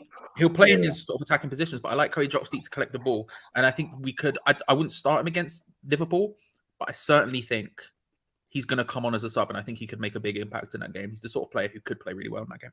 Peter, did you rate him or not? Yeah. No, I haven't rated him yet, mate, because it's hard for me. Because I thought first half he was all over the place. Second half he was a lot better when there was better players on the pitch. I'll give him a good just in the second half, but first half I thought he weren't really at it. Like really, if I'm honest. He just gets a good for me. Just. All right. Moving on to Declan Rice. He's lucky he didn't get sent off. Let's be honest here. He's very lucky. He gets booked, stupid tackle, and then he does another stupid tackle in front of the ref. And I'm thinking, what are you doing, Dec? I'm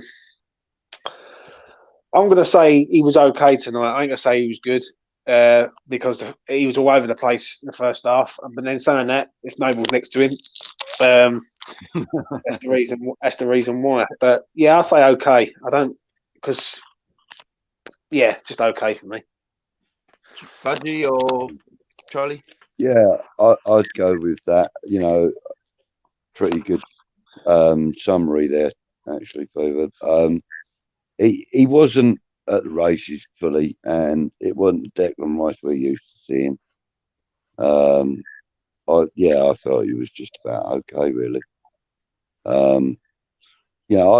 give him a good rating though, because as you said, he was all over the pitch trying to mop up after everyone else. So weren't a great performance. It was better than okay. So good for me. Charlie Whoosh, Charlito. He was okay. He like you can see defensively, it made sense. Again, early doors when we were poor, he was poor, and again, I'm getting increasingly concerned by when teams press our double pivot, how much we seem to crumble. And they did that in the first 20 minutes or so, and Liverpool are going to do that. So my God, has he got a big game coming up? I thought he was okay. Got better in the second half. Got better as the game went on, but not enough to be like, oh yeah, he played good. I think he was okay. I think he was. Yeah, because of this system, I would have to put him in the okay, but just underneath good. So I would give him for his standards and on tonight's performance, I would say he had an okay game. Yeah. And Scott says he's only worth 160 million after tonight. All right, Brilliant. let's. I mean, before we move on to, Yeah. do you think possibly that it was the mentality of the team tonight that really didn't gel well. You know, I mean, like I think maybe they may have gone out there looking like the game was won before it has even started. Perhaps Yeah. because of the form that we've been in. So I think maybe we felt the game was already sewn up, and therefore Deck didn't put in his best game, and some of the others didn't. I think the system just didn't match. The system didn't match the team we was playing against, mate. I don't think it was anything like that because then you could say the second half. We look at us in the second half. We come out and once our good players come on, we looked a much better team, didn't we? So and we went back to a flat back four. So I don't believe that. I just think when you play a five and you got Arthur Mazawaku and Kafal as your wing backs, you're asking for trouble. I didn't see that being a five. I just see us being disjointed. Arthur Masawaku was constantly on the left wing, so I don't see how that was. For me, we was playing four at the back, and Sufal was never as high as Masawaku. That wasn't a back five. It was a 3-4-3. So it's back five basically. Because let's be honest, Kafal and Masawaku are both left back and right backs, and both left and right wing backs. So for me, it is, isn't it? Like it proved. If you go and watch back the first half before we move on to Benrahma, ball goes over the top. Cresswell's chasing the ball, and Poxy Arthur's just jogging back. So is what it is. So moving on to Arthur Masawaku. Ratings for Arthur Masawaku. We've done Arthur. No, we ain't done Arthur early. Yeah, we did. I said he was diabolical. When we did the back Listen, we can carry on talking about how bad he was if you want. We can go again. About Paul. Yeah, Let's go again. No. All right. Yeah, I think we agreed that he was poor or worse. I think we saved the best to last. So we'll go next is Antonio. Shocking. Let's not kid ourselves right now, please. A poor, and very, very, very poor. This is a worry now because if he don't perform, he knows he's guaranteed to play the next game. I thought he was terrible tonight. I really did. He's going back to the Antonio of old, mate, having shots from outside the box, like going over the bar. Benrahma puts a lovely ball in the first half into him. He's only got to hit it first time and he takes a touch. I'm thinking, what are you doing? Poor for me. I'd put him down as disappointing. I know we ain't got that as one of the ratings, but I felt his performance was disappointing because we're used to such high quality from him. In his work rate and his finishing ability, we're used to such high quality. And tonight he didn't show any of that really, So I found it to be disappointing. So I'd have to put him okay, rather than poor. I think poor's a little bit harsh on him, but okay. I don't know. Tell me what he done good. If you could tell me, apart from work rate, because I don't forget work rate because they all work hard to a point. As a striker, what did he do to justify a okay performance? Well, honestly, I can't actually give you an answer to that, but he wasn't shocking. I didn't think, I don't think he was shocking at all, So, if you don't do anything bad enough to warrant a poor rating, then you can't give it to him, in my opinion. I don't think he did anything that bad. He just wasn't good. Right. He didn't do anything particularly bad, did he? Charlie? I think he's been poor for a while now. Mm-hmm. I every game I seem to be like, come on, I want more from you. Every single game I seem to be saying it. And you can go as far back as Tottenham. I thought he was really bad against Tottenham until he scored.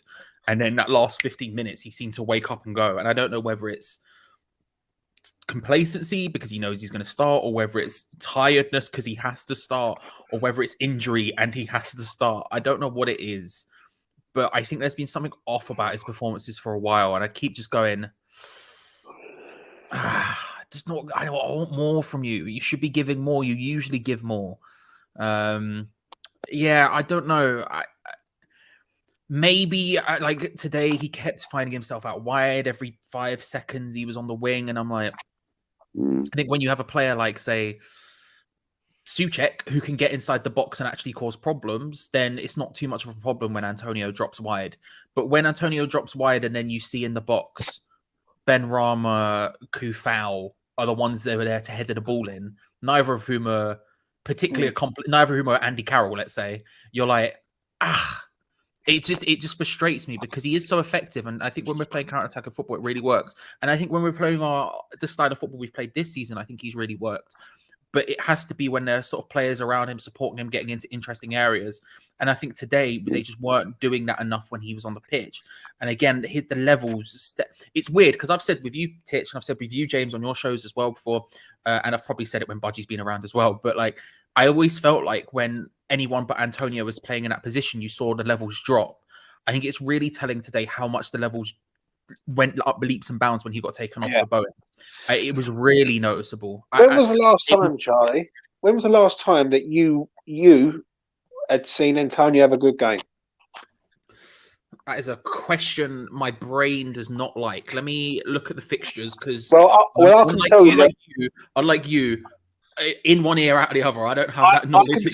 I can tell you the fixtures. Right, he played Aston Villa the weekend. He didn't really Spurs, Everton, Brentford, Leeds. He was suspended against. They played Crystal Palace. You can make the argument for Leeds. I think he got there. So and you look at the endeavour at the end of that game when he scores the goal. I don't think someone out of form scores that goal. Leeds would be the answer. I could say from start to finish he's had a good game. Maybe not start to finish, but where I would back him enough to say, yeah, he had a good game. The rest since then I've been a bit like, I want a bit more from you. It's disappointing is a good way of putting it, I felt, Budgie, because it's just I've got to say something. Yeah. I thought the Leicester game has been his best performance of the season, and after that, I think Leeds. He was in the right place to score the goal, but he was in the right place to score the goal against Tottenham, wasn't he? Let's be honest. No, the Leeds goal was completely different to the Tottenham one. The Leeds goal was in my opinion, I think he makes it. That was a world-class goal. The Leeds one, world-class pass. World-class pass. No, you can't say Declan Rice. Declan Rice's pass into him is world-class. Not really, because the ball was in the air. World class have been on the floor. Go back and watch it, Titch. That's a world class pass from Rice. You've compared that goal with his goal against Spurs as the same But goal. what I'm comparing is what he's done in the match, and from what I see against Leeds, he was there, but he popped up in the last minute and got the winner. He done the same thing against Spurs. He was there, but he popped up and got the winner. That doesn't mean he's had a great game because he scored one goal. But he's got the goal because he's going to get points for that, because a rating for that, because he's done so well. The Leicester game was the game, to me, what I've seen of him is where that's the Antonio that I want to see. A bullying powerhouse going through people and looking to score goals. And let's be honest, Brentford is another one at home. He was nowhere to be seen in that game again.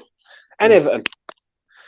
Right. Well, I'll say this because I'm just rewatching the Leeds goal now, because I remember at the time everyone banging on about Declan Rice's pass and me going, really?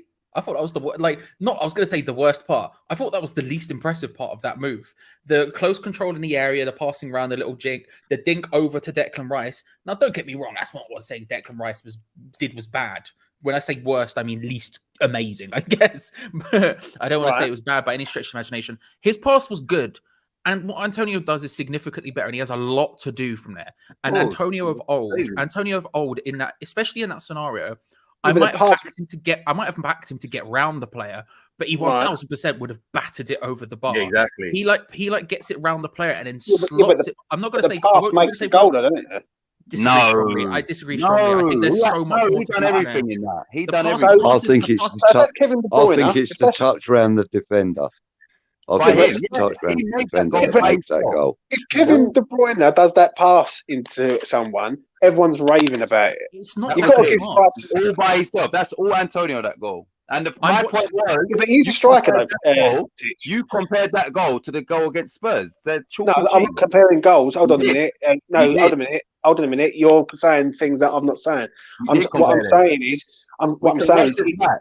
you can watch it back as much as you like, right? I'm comparing his performance against Leeds and Tottenham. Is he scores a goal late on, but he does nothing else in the game. That's what I'm saying. The pass from Declan Rice is a world-class pass. It's That's a not world-class pass. It's not a It's not a world-class world-class pass. pass. Trust me, it's not. So you Kevin- tell me Kevin- what? Kevin De Bruyne So- would pass that better. Yeah, It's but in the yeah, air. yeah, It's not even on the yeah, floor. It's in the air. He had to make that goal. Kevin De Bruyne's a world-class player, isn't he? Oh, Kevin De Bruyne is the best cam in the world, but that Kevin Yeah. De Bruyne would make that pass better. Declan Rice's pass is good. It's a good pass. So you're rating that as a good pass, then, not a great Yeah, pass, and a great Yeah, goal. it's- right? It's a That's a good, it's a good good goal. pass and a great goal, and actually a good pass, great work from Antonio, but overall an unreal goal. Yeah, but Overall, the an way, unreal goal. the way that sounds to me, and I don't know whether I'm like fucking going mad or something, but he is a striker, you know. That's what he's paid to do. Put the No, ball in the that's- back of the net. Declan Rice is our midfielder. He's paid to pass the ball. We can play that argument to anything. Yeah. If anyone else scored that goal, Fever, like a Messi or Ronaldo, everybody would be going mad. That goal was an exceptional goal. I thought it was so it was like the finish was so good. The tap around it was so good. Like the control was all right. But the pass is good. I think the bit before the pass is even better. The pass to Rice is insane. They were pressing us and they had everyone around there, and we hit some next one-touch passing amongst our midfielders and defenders. Like pinged it over the top, and I was like, "Where's this prime Barcelona come from?" I think look, Declan Rice's pass is good, but it's not. It's it is what it is. It is what it is. But I would say Leeds. The point is, I would say Leeds. But I don't have the memory you have at all, James. I should say that my memory is like a goddamn. I'm a sieve. Like sometimes I remember leave, every game. Yeah, sometimes I leave the stadium, right? When we do videos at the stadium, and obviously I haven't done it since before the pandemic. But sometimes we leave the stadium, and someone who I was with and sat next to at the game will be like, "Do you remember this?" And I'm like, "No." Like, that's leaving the stadium, and I don't even have alcohol as an excuse. I'm just an idiot, so I don't have that much. So I would say Leeds, but I'm more than happy to be wrong about that because, like I say, I do think he has. I think he's been iffy for a while, and it's concerning. I think he needs. I don't know whether he needs a rest or needs to get fit or what it is, but there's just something a bit off about Antonio at the moment. Right. So my rating for Antonio is I would rate him poor tonight. Now, what's frustrating with me with him, and it's not just tonight, is that he's just dribbling until he loses the ball or gets fouled. He's taking shots outside the box, and if you know all of his goals, he's either scored one or none in his whole career outside the box. And then he had the cheek tonight to when we're on the back foot and hold up the ball and get in the middle, shooting way outside on his left foot, which you know that's never going to go in. So that's just like passing the buck and giving up the responsibility. Like, play your role as a striker and we'll be a better team. Do you understand? Get on the end of things instead of dribble until you lose the ball. I think, and yeah, I said it against Spurs. I said it against Everton that he didn't have his best game. I think it was poor tonight. Me personally. I agree. Antonio. Peach. Oh shit. Mikel Antonio. Antonio. Where's Anton at, man? I sent him the link in his WhatsApp, but I don't know. He's tripping. He never checks his WhatsApp. Antonio, no comment. Look at Luke. Lots of WhatsApp happening going on, lads. Secret society. Good evening, Helen, as well. And No one knows my WhatsApp. They know. I never will. Apart from All Pitch. Ben, all right. Last starting player, Benrahma. Clive. Well, for me, man of the match. quality goal, first one. Second one was a brilliant finish, but like I said earlier, the keeper should have done better. But in general, I thought he had a great game. I thought he was excellent tonight. Fever's getting a nice That's grin on my his face. rating. Yeah, no, he was excellent tonight. He was brilliant. Charlie, I think Pete's gone quickly. What about you, Charlie? Charles. Man of the match. I think he was good beforehand. We were talking about before. I think he was good beforehand. I think he was working hard. He was trying to do lots of different bits and pieces. He was making stuff happen. But you could see it was sort of like a laboured experience. You have Lanzini who's dropping deep, which is what he does. You have Antonio who's left, right, and centre. And then you had Masuaku who was left, right, and centre, but in a different football pitch or something. I don't know what was going on with him. So I think it was difficult. And then the second other people came on, all of a sudden you saw all of that work come to fruition, and he's going pow, pow, pow, pow, pow, pow, pow, pow, pow, and it just happened for him. Man of the match, like it's difficult because it's one of those things where I think he was good before the goals, but great after. So great. Fever? Superb, mate. Let's be like people say about me, and they think like I like a bit of Benrahma. I do, because I know he's a top class player, mate, and I know that is what he can do. You, Benrahma, never heard you. Never heard you. Never. Let's be honest though. Tonight, it's the first time in a long time we've seen him run at players, which I liked. He started to run at players and commit players and all that. He hasn't done that recently. And as Charlie said just a minute ago about me and my memory of games and all that, that's one thing I do remember of Benrahma. He's not been running at players. He's been getting the ball and passing it from left to right. And to me, he should be running at players and committing players. I agree with what Charlie just said. First half, I thought he was trying. He put a lovely ball in for Antonio, as I said. Antonio should score. He was having a go. He gets a ball clean off the line from him, or it's like millimetres off the line. Second half, first goal was a great goal, but the second goal's top class goal, mate. That reminded me of Eden Hazard many years ago. Just commit the defender, go round him, and then just put it in the bottom corner. And do you know what? For me, I hope, and this is what I hope it's the beginning of Benrahma, mate. I really do. So yeah, he's top class tonight. Good evening, Anton. How you doing, lads? You okay? Knockout football, knockout European football. Hooray! Yes!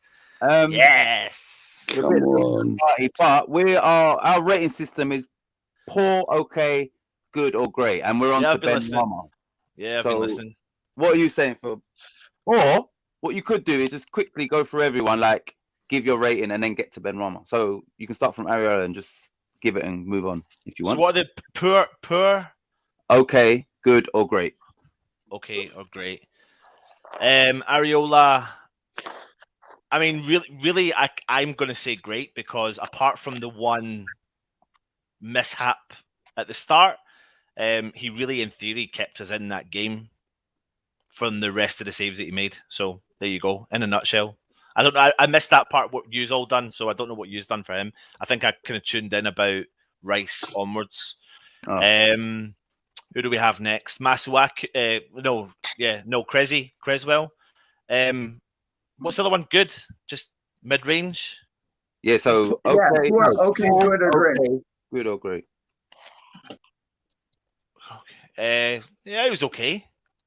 I thought the whole of the defense. I'm trying to work out the whole of the defense.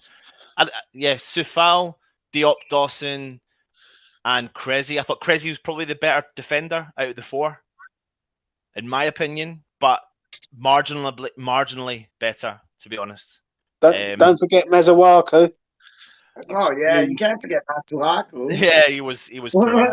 He was poor. It was a shame because I know Stell's got an agenda against him, but I think the situation with Masuaku is I thought he actually was all right against Man City, and it's a shame that he's not going to keep that momentum up. But equally, though, I do try and remember the fact that he's come from such a shitty injury and I think the injury is a lot worse than what we all know about, and it's going to take him probably a longer time.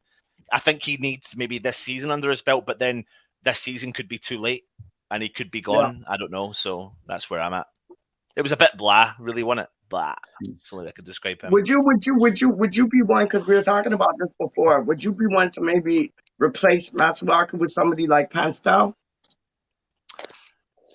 I think we need to look at someone in that position. I'd be intrigued to know if what Moyes is thinking in that route, because you know we've got younger players that are a couple of the youth players that potentially could step up to the plate. I think we do need to go into the market and look at that position, but I don't think there's really anyone.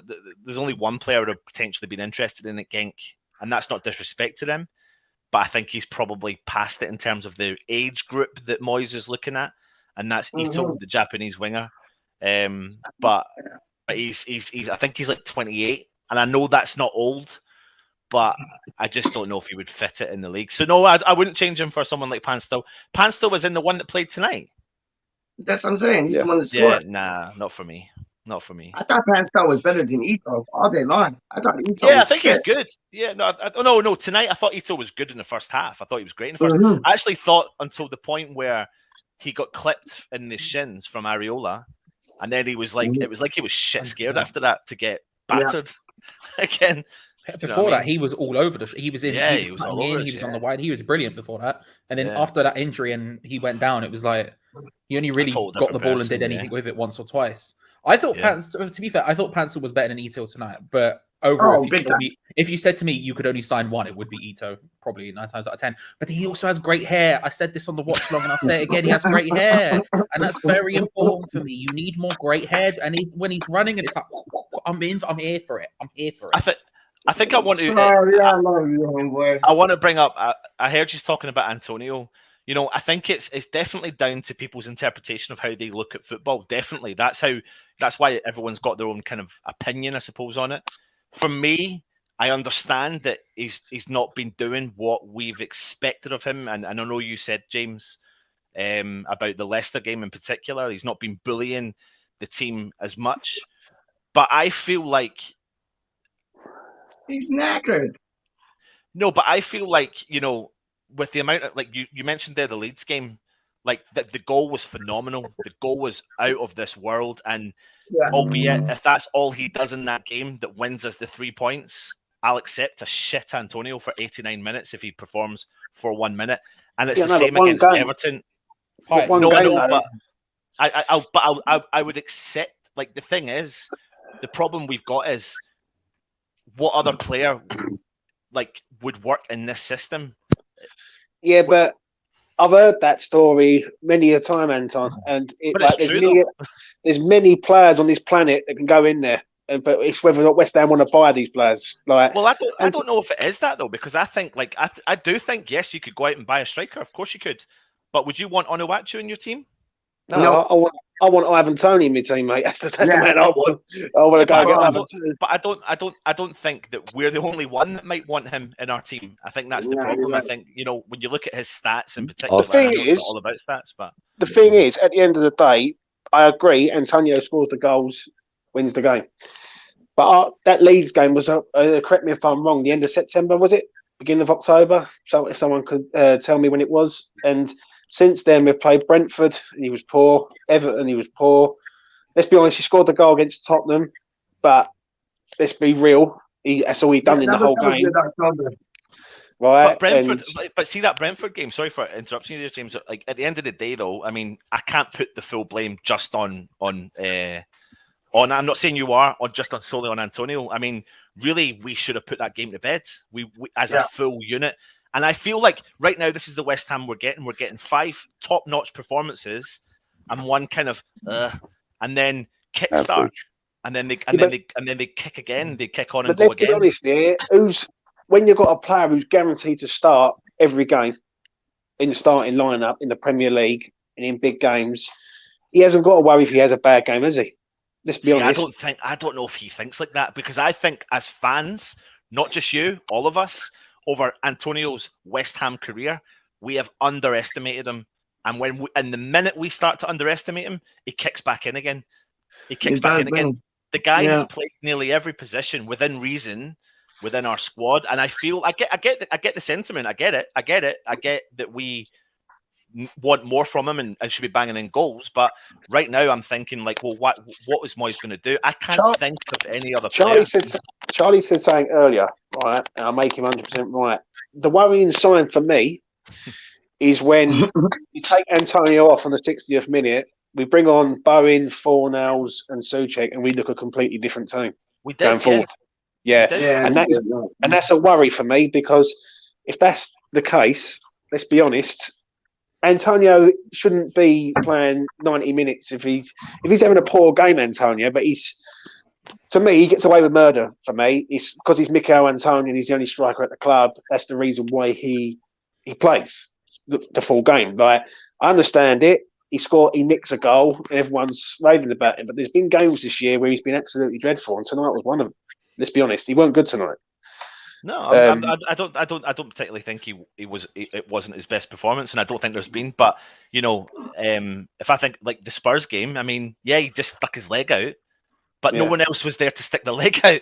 And the chances are, if Sebastian Haller was there, he probably wouldn't have been in that position and probably wouldn't have stuck his leg out, because the team plays differently with a type of striker that Antonio is. Like, I'm not trying to justify. I am trying to justify it. I just think we are.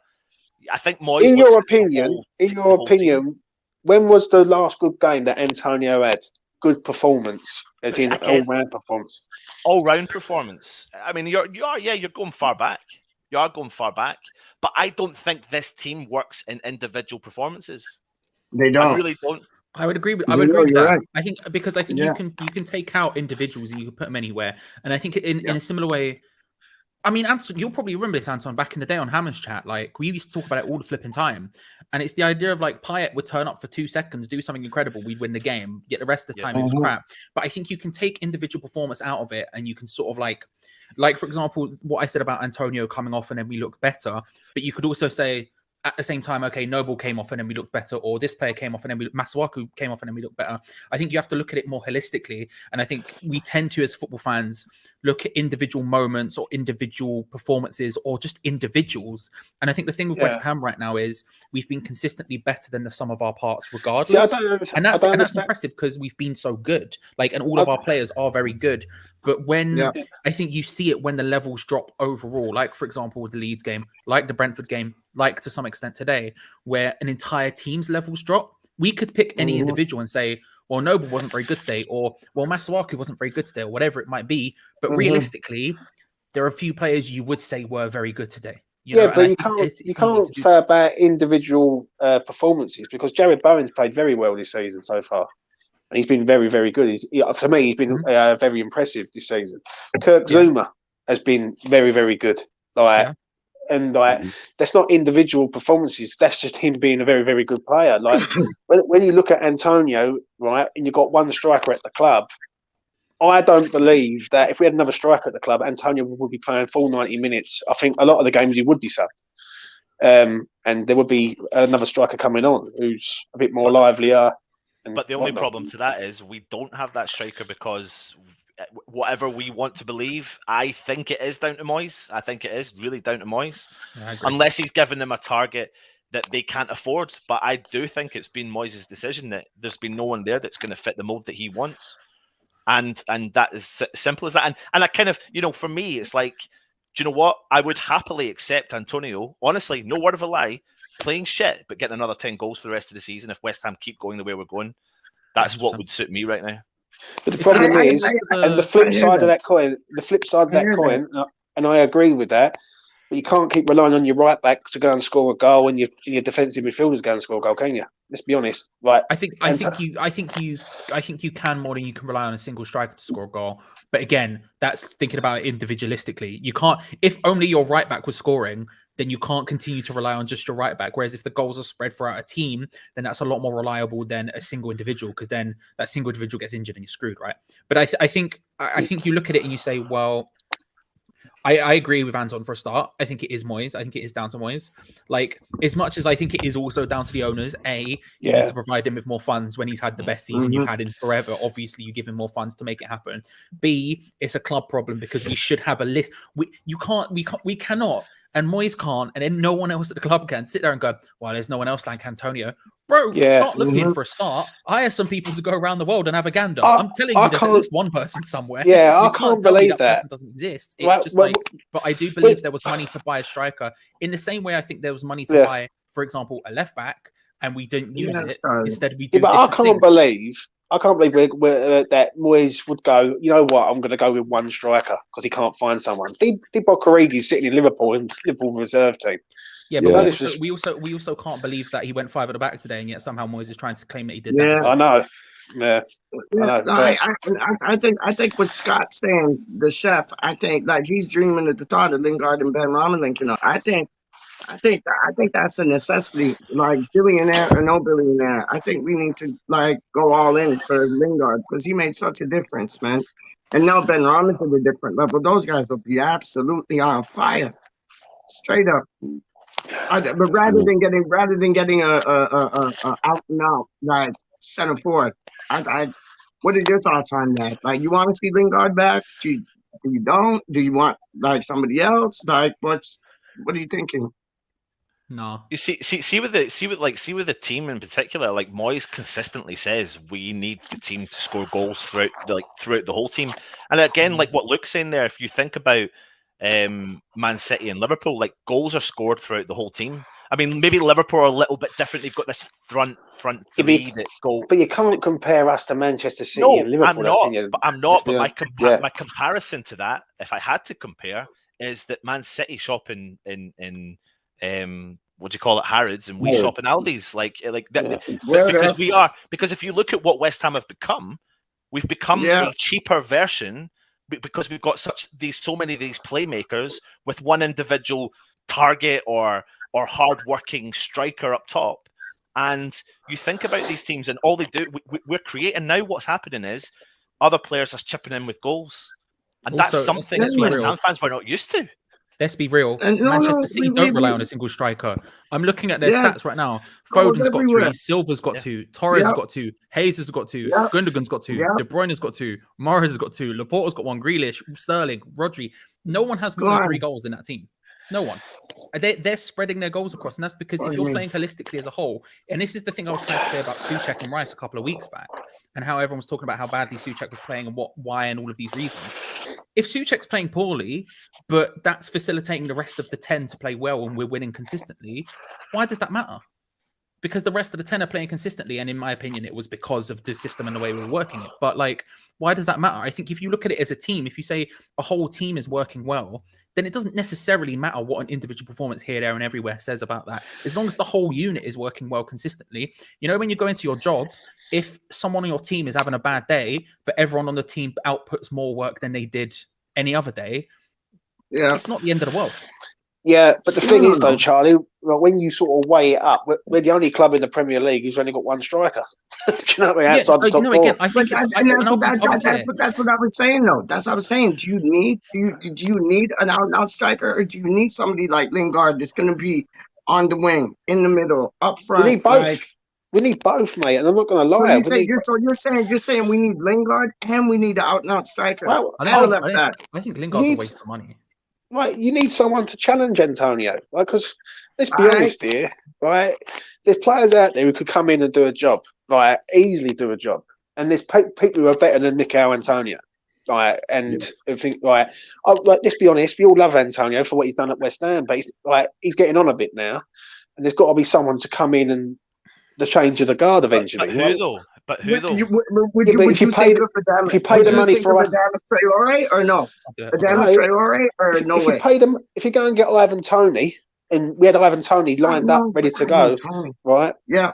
Because I know what's going to happen. If Spurs do get rid of Kane, that's where he's going, Ivan Toney, because they're going to have a load of money. And Brentford will sell because he wants to stay in London. The only thing about it is that I think might not happen is he is an Arsenal fan, so I don't think go to top. But if we could give him, say, Champions League football, for instance, you're telling me Ivan Toney's going to turn us down? Ivan Toney's a good player, mate, and he's a powerhouse. Yeah, He's yeah, younger. I said that from Trump. I said But I that think- from Trump, dog. I think the thing is though, like it does come down to the fact that I mean, with all of us who do videos on YouTube, we look at all the players, we try and build what we think is going to be right in this West Ham team. And you know, how many times have we signed players that haven't worked? I mean, Who's still here? Yeah. Oh, I'm here. Okay. Yes. Sebastian Haller, like, I mean, we could be looking at his stats right now and going, he's the. Why did we get rid of the guy? Why did we get rid of the guy? His stats are you got to look at. They're outrageous. You got to look We at people didn't like. take the strength, man. Yeah, but you got to look at people like Chan at Wolves, who he's linked with, Daka at Leicester, who he's linked with, Usman Edward. But there's no guarantee though that they would walk into this team and change things. Yeah, but Edward, I like the sound of Edward.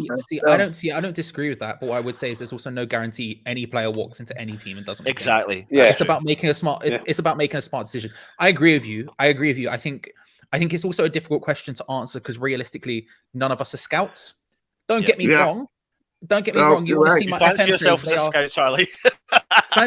fancy myself as a scout. I fancy myself as the striker we need, bruv. I'm as fast as Antonio. I'm as strong as Antonio. That leads go. I've got that easy. No stress. It's difficult for us. It's difficult for us to name the individuals that we need because that's not really our job. Like we can say who we think would work. Yeah, but do you really believe though, Charlie? We should have a list of candidates who do it because there are people who do it. And like, I agree, for example, with James, I would love Ivan Toney, but I don't think it's realistic. But I would adore the guy. I've been saying it for years that I would adore the guy. But there are other people out there. It's just for some reason, we don't seem to go looking for him. We seem to be looking again at Jesse Lingard and thinking Robert Newman, dog. That's why we got Robert Newman. Like, bringing him in theory, bringing him in is what should be the kind of final piece of the jigsaw from behind the scenes in order to. I would describe it as, to be fair, I would describe Newman as the first piece of the jigsaw. Or first piece of the jigsaw, Only mainly because there's no jigsaw right now. But we found a piece of the jigsaw. There. We're like, yo, lads, jigsaw. Yeah, where's the rest of it? But the whole point is at least it's kind of pushing things in the right way, and if it means that we start to drop that list and he starts to do a bit of work that Moyes doesn't have to do, then we're kind of one step ahead. I mean, when it comes to the Lingard chat, I get why the fan base are split. But for me, I'm just like I'm a yes man for Lingard. I agree. What about Bamford? Septon said Bamford. What about Bamford? I give Bamford a go. He has a good left foot. I give Bamford a go. Honestly, if we're going to progress, and let's be honest, would you? But please, would you give Bamford a go? Yes or no? I want to see a striker at this club to challenge Antonio. I don't care who it is, as long as they're a decent acquisition and they can do the job. They can score goals. You think Bamford could like challenge him for that role or no? Not for me. Bamford, not for me. I want to aim a bit higher. I wanted to get to the answer to that. Okay. See, I think we have progressed. I think we need to learn to maintain. That's where I'm at, because I think if we keep trying to progress, we'll forget the fact that we've actually transitioned, because I'm still getting my head around the fact that we've transitioned into this team that are sitting where we're sitting, that are now in the knockout stages. But wouldn't you agree though, Anton? That progression has to come with some sort of getting to a final investment? Yeah, an investment. Absolutely. However, let's rewind 2 years ago. Progression for me is not sitting in a bloody relegation battle 2 years in a row, getting to the knockout stages of the Europa League, sitting currently fourth with an option to go second after 11 games. I know it's early days. I'm very aware of that. But I said earlier on tonight when I was talking to Stel, we're borderline going on the second solid year of consistency in this team. But since March 2020 or February when we played, I think for me personally, it was like when Nolan came in. We played. Do you remember that game against Manchester City where we literally went, "There you go, Man City, you have the 3 points," and the fan base was up in uproar. We were like, "What the fuck are you doing?" Then we played Arsenal, and we actually fought for the game. I think it was like Liverpool and Arsenal. We fought for the game, but we didn't win. But that was the first time we saw like a bit of something about the team. And from then onwards, they just like progressed. Yeah, but what it is, when I say about progression, is I've seen progression at West Ham. And I believe West Ham can do something this year. That's what I believe. I think something special is happening. But something special can't happen with just one striker at the club. It's James, just when did you see progression? I want to know when you've seen that progression because I'm seeing consistency. That's what I'm seeing now. I'm seeing consistent. All right. I thought you meant before, right? No, not before that. Last season, we can all say a lot of people could have said, you know what, it was a fluke season because we had no fans in the gaff. Basically, this season, with all the performances that I've seen, Newcastle away, Leicester at home, Leeds away, Tottenham, even though it weren't a great performance, we're digging out wins and we're winning games ugly because that's how we roll in the sort of get on. The problem is with us is come January, we need to invest and go out and basically seize the moment. Last season, we was fourth in the league. We went and sold Haller and we bought in Lingard. We need to go out in January and go and get Lingard and a striker or a striker and a left back. I agree, and I think Lingard is not the answer. I think Lingard, we look at him and you say he plays well in the system we were playing last year and not the system we're playing this year. That's not to say he can't play in the system this year, but similarly to the striker situation, Lingard, for me, is at his best when the pitch is open ahead of him, when he can pick up the ball deep and then he'll go. A game like today when we were up against it in the first half, perfect for him. He can grab the ball, he can run 80 yards with it, do something, right? And he's good at all that. Don't get me wrong. And I'm not saying he couldn't work in the sort of nice, more intricate-y thing that we're trying to do at the moment, but it's not an instant drag and drop and it sort of works like it was last season. For me, I think we look at it and I don't even think we even consider getting someone in the attacking midfield position. I think you need a left back quite badly and you need a striker quite badly. And if we think we have enough money to get anything more than those two players, I think we're kidding ourselves. I also think we're kidding ourselves if we have money for probably those two players. I think we've probably got money for one and that's about it. We are huge. But we should do that, shouldn't we, Charlie? Of course we should. We should. Yeah, but do you know what I mean? I should be a millionaire, but I'm not. But I've got the brains of one. But the point is we have 100. We were 125 million pounds in debt in the summer. We're potentially 175 million pounds in debt by next summer. We don't have funds. We are poor. We are a poor team. And I'm not talking about obviously quality wise. Quality wise, we're massive, but money wise, we're poor. I don't think we're going to have the ability to go and sign. We might not even be able to sign two of these players permanently. And if we're wasting our money on Jesse Lingard, when realistically we have a lot of attacking midfielders at this club who aren't getting game time, is that really worth doing when it's not guaranteed to be a drag and drop success like it was last season? I don't know if it is. I think we should focus on left back and we should focus on a striker, which are two positions where these people are not getting rests because they just can't.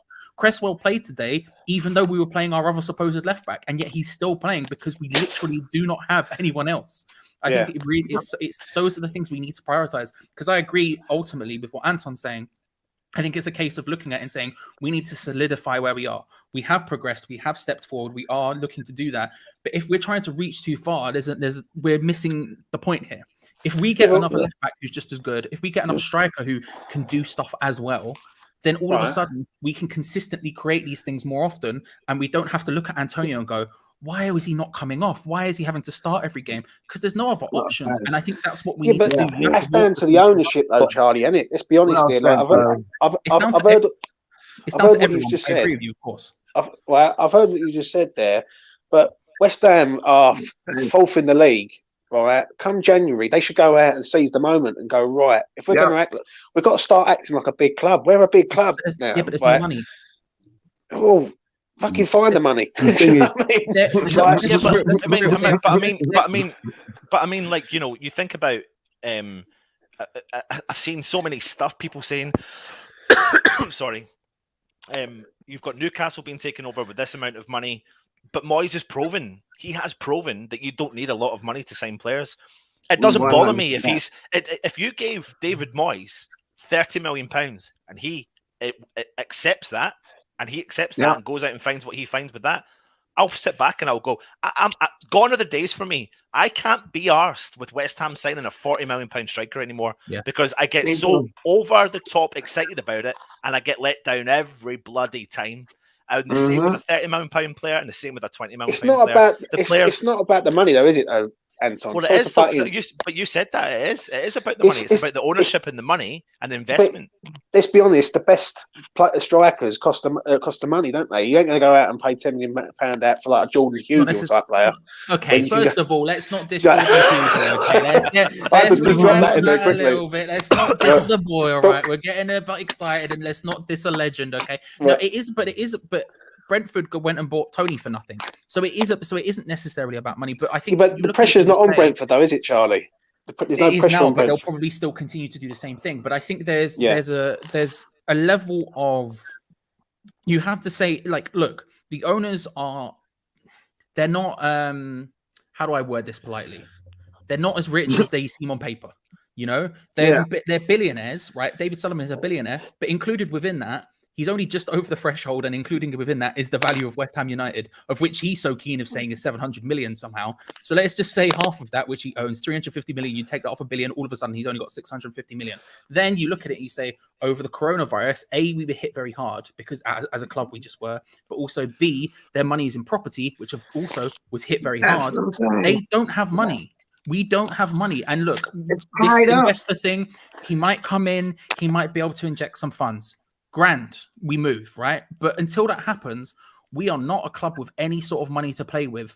But importantly, because I agree with what Anton's saying, I don't think you need to have the most amount of money as long as David Moyes is the guy who's saying, like Bamford, for example, I wouldn't touch Bamford personally, but if Dave Moyes goes, Bamford is the guy, then you go and sign Bamford, for Christ's sake. You go and sign Bamford. But we also, importantly, aren't a team with the infrastructure to go and find Ivan Toney the first time round, to go and find these players. We have been incredibly lucky. Incredibly lucky.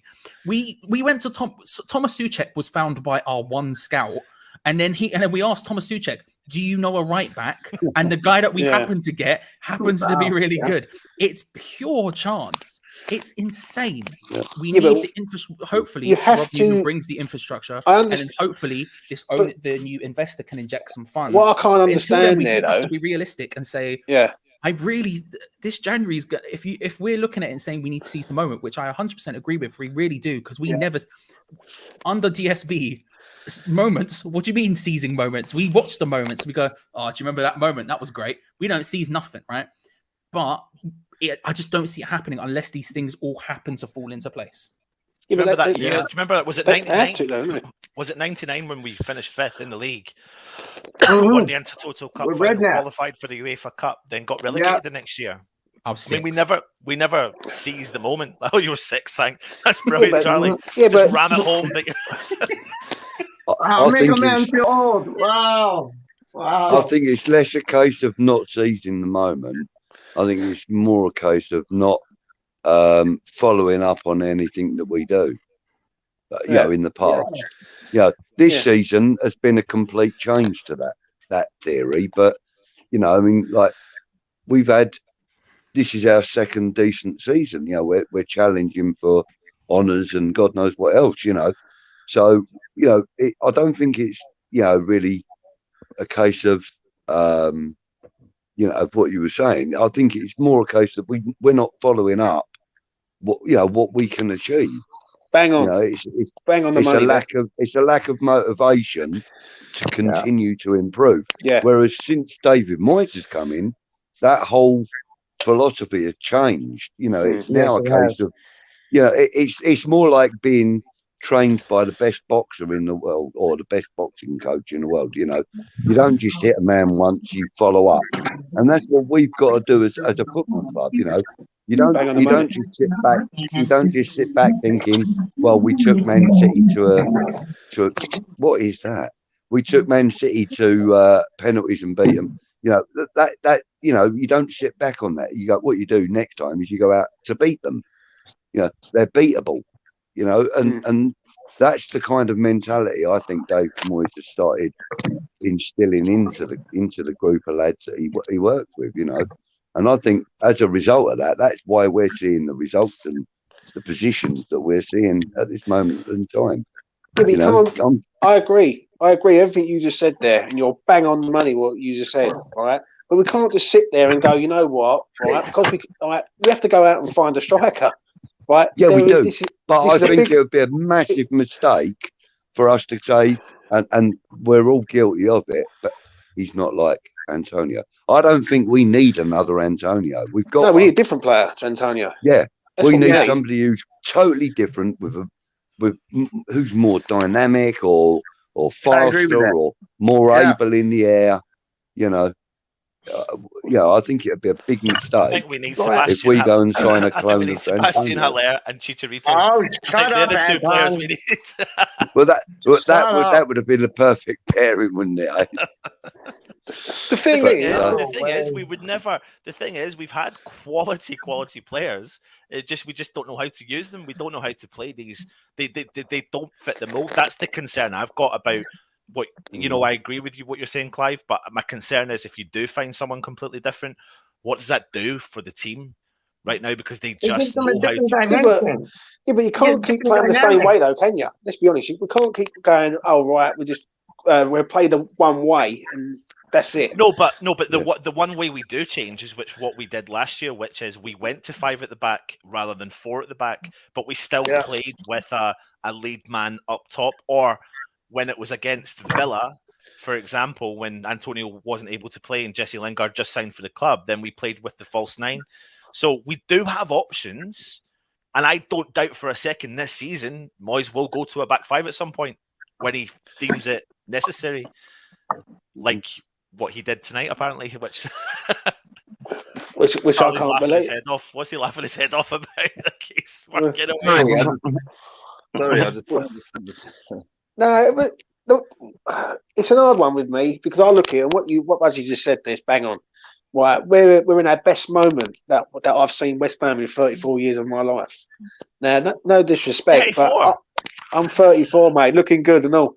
Anyway, Go on, my friend. And the way I look at this is we've got to seize the moment, and I want us to win something this year, Anton. I don't want us to just go right. I don't want us to sort of be there and then just nothing.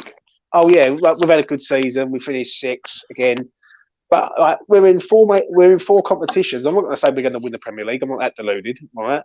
But the Carabao Cup is up for grabs, right? You've got the FA Cup, and we've got the Europa League. So one striker at the club, and I know, but then add to the equation the fact that yes, we're in the Carabao Cup, but who else is in the Carabao Cup? And look how much money they've got. Like if we had to do that comparison.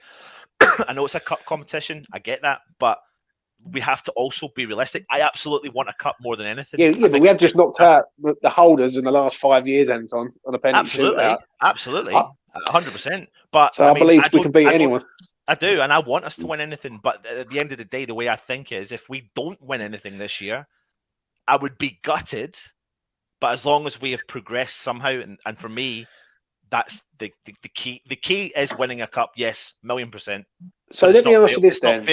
It's not failure by not winning one. So let me ask you this then, and ask everyone this and all, right? So what is progression this year then, in your opinion? Because to me, progression this year is to get to a final of a competition of some sort. Okay, then. So I could reverse the question then. If we don't get to a final, but we finish 4th. It's still progression because we finished higher than we did last year. Right. So if we don't win a league but if we don't win a competition and finish 6th, well, it's the same, isn't it? Let's be honest. If we finish 6th from last year and we finish 6th this year, would you be disappointed with that? Nah, not at all. Because at least you can see that we're consistent. That's the one I'm looking for. We're consistently there. Too. Yeah. I'd say that's progression too, because not only did we finish 6th last season, we finished 6th this season as well. So that's progression and consistent. I don't fucking know. Consistency. Consistency. That's it. Thank you. So the question is, what is progression this year then? And I ask that to everyone. I think go on. No, I was saying after that. Luke said name the striker because better teams than us can't find one. Divock Origi. Yeah, I'm down with that. He's quite happy to be second fiddle to everybody in the Liverpool squad. So, I think he would be quite a good acquisition for us. Mm. And we have Arco Flex in our back pocket still, and we ain't even really seeing him. Yeah, but he is unproven though, Pete. You know, I love the guy, I've been calling for his call up. You know, I've been shouting for it. You know, but you know, he is unproven, and if we are going to progress, and if we are going to challenge for cups and league positions and stuff, we have got to be providing, you know, the funds are there to get them. We have got to be fielding the best players we possibly can. And, you know, that means players that are proven in those competitions, you know, in my opinion. More so than bringing in players from abroad. You know, I mean, some of the, like for example, Haller is the perfect example. You know, he was smashing it in the Bundesliga, wasn't he? We buy him. He turns out to be a bit of a donkey for us. Yeah. We sell him. He goes to Ajax, and now he's smashing them in again.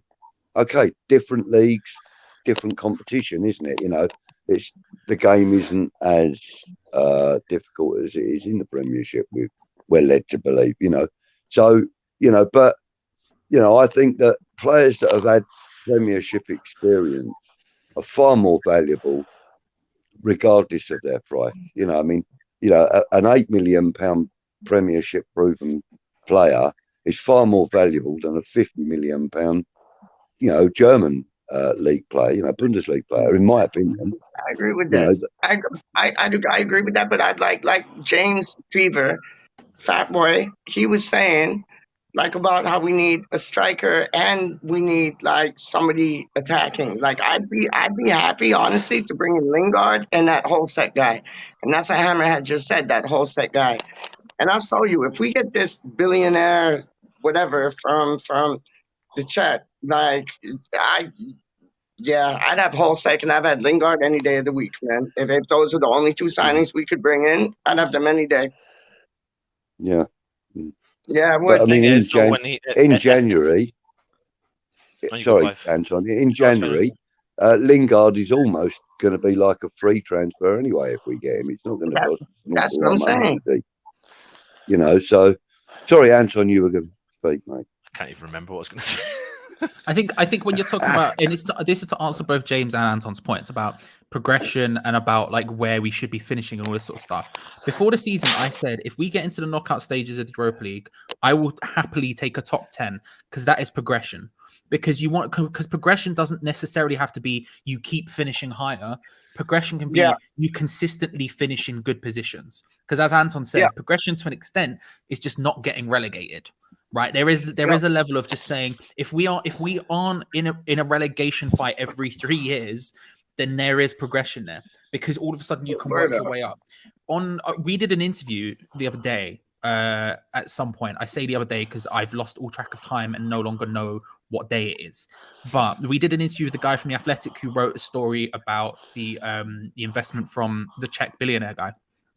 And one of the things he said that was most interesting to me was the idea that from a business perspective, and when you're looking at investment into West Ham, they don't consider West Ham to be a safe bet in terms of like, we might think we're not going to get relegated, but that doesn't mean people who would look at it and invest it as a business say for the next 5 years, West Ham, there is zero chance of getting relegated. He said there's very few clubs that you would say that, and he would point at, say, for example, Leicester and Everton, who are two teams who are around us who have significantly less chance of being in a relegation battle than we do.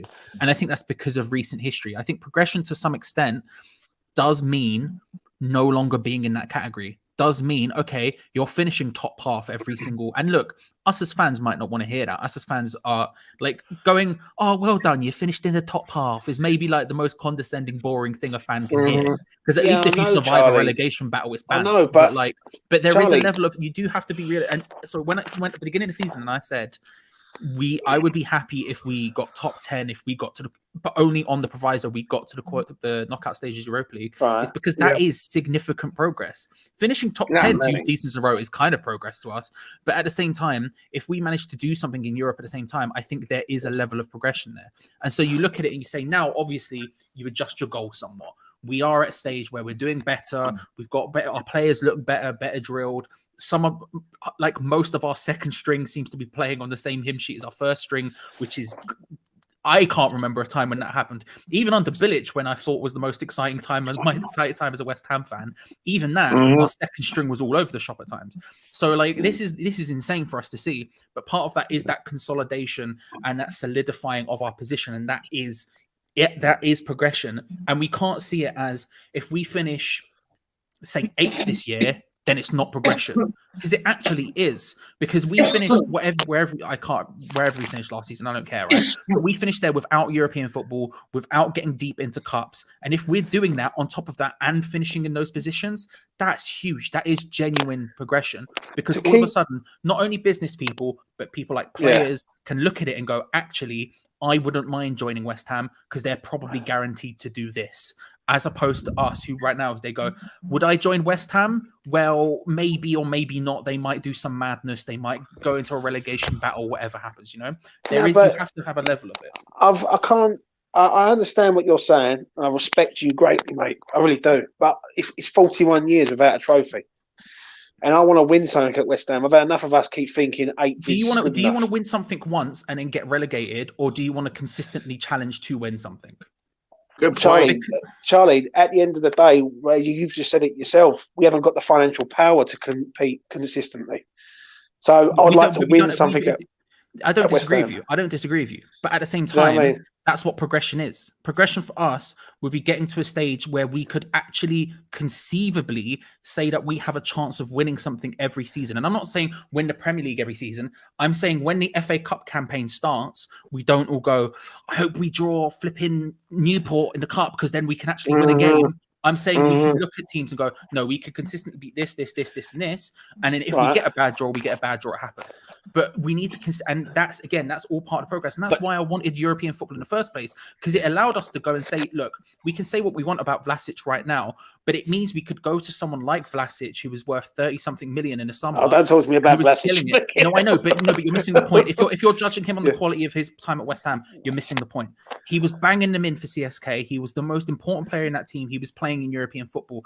Getting European football allows us to go to those level of players and say, come to West Ham because we can give you European football. Yeah, but I can't hear that about players banging. Hold on, Budgie. Hold on. I just want to say this quickly. Yeah, I just want to say this. Yeah, go on. I can't hear that about players banging goals in left, right, and centre, because Yarmolenko does that for Ukraine week in, week out. No. But you're missing the point. You're missing the point. The point is you shop in a different market. And you're allowed to shop in that market. You don't have to overpay. When we bought Haller, who was doing the same thing, we overpaid for him and we overpaid for his wages because that was the only way a player of that caliber would come to West Ham United. But wouldn't you agree? He was the wrong. He was the wrong player. All of that stuff. You ignore what they do at West Ham for a second and concentrate solely on what they're doing outside of West Ham. If we were to go to one of the top clubs in Italy or top clubs in Germany now, whoever, pick a player, pick a team. Doesn't really matter, right?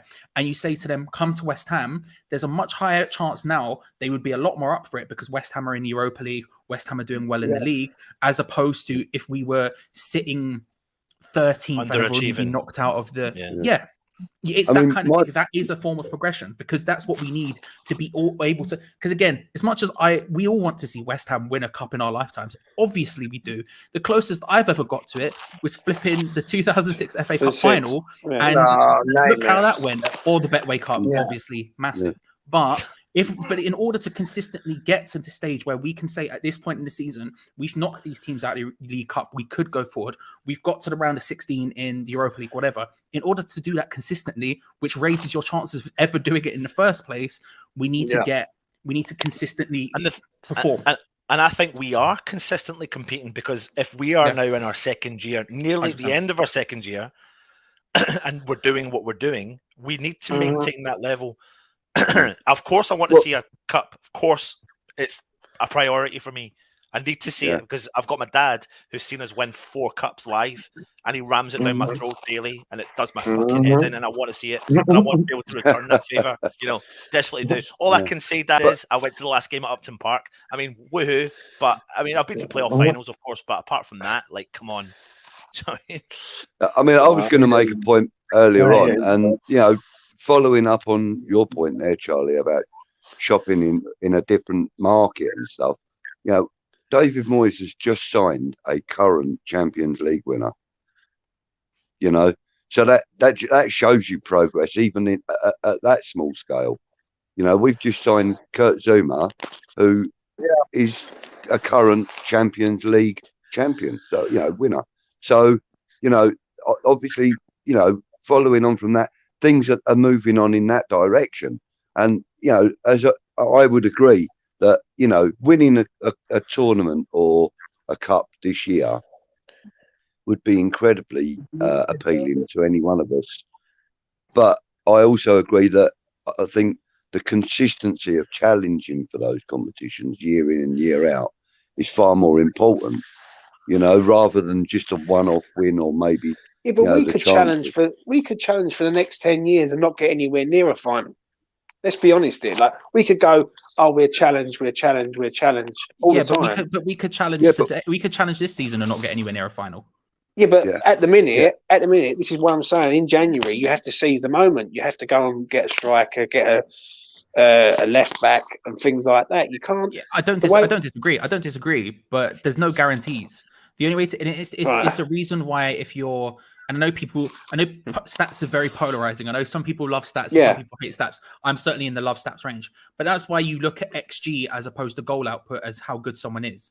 Because the XG shows consistently what someone's doing. Someone could have an unreal season where Michu could have an unreal season where he bangs in an insane amount of goals and everyone goes, oh my God, Michu, everyone's got to sign Michu.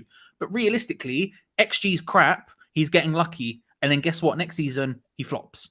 There's a lot of examples of people like that. That's why you look at those sort of things for the consistent reasons, for example. Right. So when we say, yes, we do need to seize the moment. Yes, we do need to push forward. But realistically, the only way to achieve to really get that is by widening your chances. And you widen your chances by being in it more, not by concentrating on the one time you do it. Go on. I understand what you're saying, Charlie. I do. Right? I get it. Yeah, but other teams are going to get better than us. Newcastle. If Newcastle survive this year, which let's be honest, is touch and go for them at present, they are going to fire money at it, and before too long, they will overtake us in a financial aspect. Right? Yeah. Arsenal are going to overtake. Financial aspect, but that doesn't guarantee success, mate. Yeah, I know, but it does help, though, doesn't it? Let's be honest. Like it takes it. Let's be honest. When you're shopping, there's a difference between shopping in Aldi's and Lidl's, and then you're shopping in Harrods for players, and you're going to get these players to come in and hit the ground running straight away.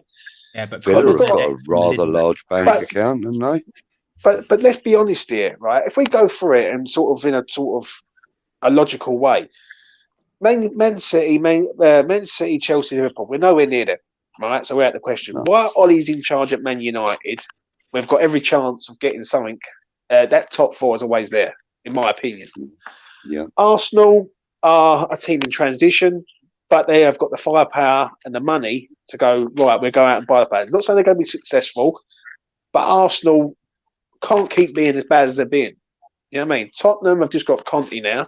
I'm not saying they're going to turn into a prime team, but it's teams like Leicester, Newcastle, Everton, right? We need to start acting like a big club, and it just seems like it's the mentality at West Ham at the present which needs to change. Declan Rice won't hang around at West Ham if we're going to keep finishing 8th and 9th and not going anywhere. You know what I want to say, James. Don't tempt I know you. I know you do, Charlie. That's why I said it. But tempt me. But you know what I'm saying. If that is the case, we need to build around Declan Rice to go forward to win something. Like, that's the whole aim. That's already underway, James. He's already building around him. You know, do you know what I mean? So I just don't understand. Sort of, it's like a negative mentality to me. Like we should be in these competitions to go and win them.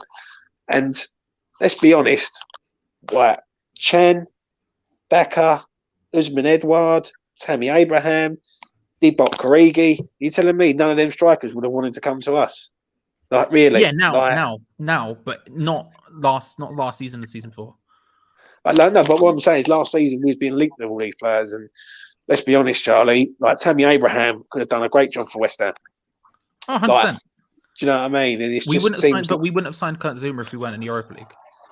I agree. So basically, then progression in my eyes is we have to be consistently up there in order to get these players in. Like Yeah, I know what you're saying. But we've got to be competing to try and at least compete to get to win a competition like a Carabao Cup or an FA Cup. Wouldn't you agree? No, but I don't disagree. But what I'm saying is, it is some form of progression. Getting the top 10, for example, and getting deep into the cups this season. That is a form of progression because that's not something we could have done consistently before. And being able to do that 2 seasons in a row, that is some sort of progression. So what would be progression in your eyes this season, in Charlie? If the season was top, at this point, top 10. Right. So if we finish in the top 10 and let's go Carabao Cup, FA Cup, and Europa League. What would you say? I'm already happy with what we've done. If you say to me, we're Matt Slater was the guy. Thank you very much. If you're already at the we're almost guaranteed to get final 16 Europa League football. Almost certainly, right? Yeah. It might not happen. Chances are it's going to happen. So let's just say that happens for sake of argument. Top 10. Right. Is that progression? Yeah, is that because we get essentially what we got last year, plus getting deep into Europa League, getting deep into the cups. I'm happy with that.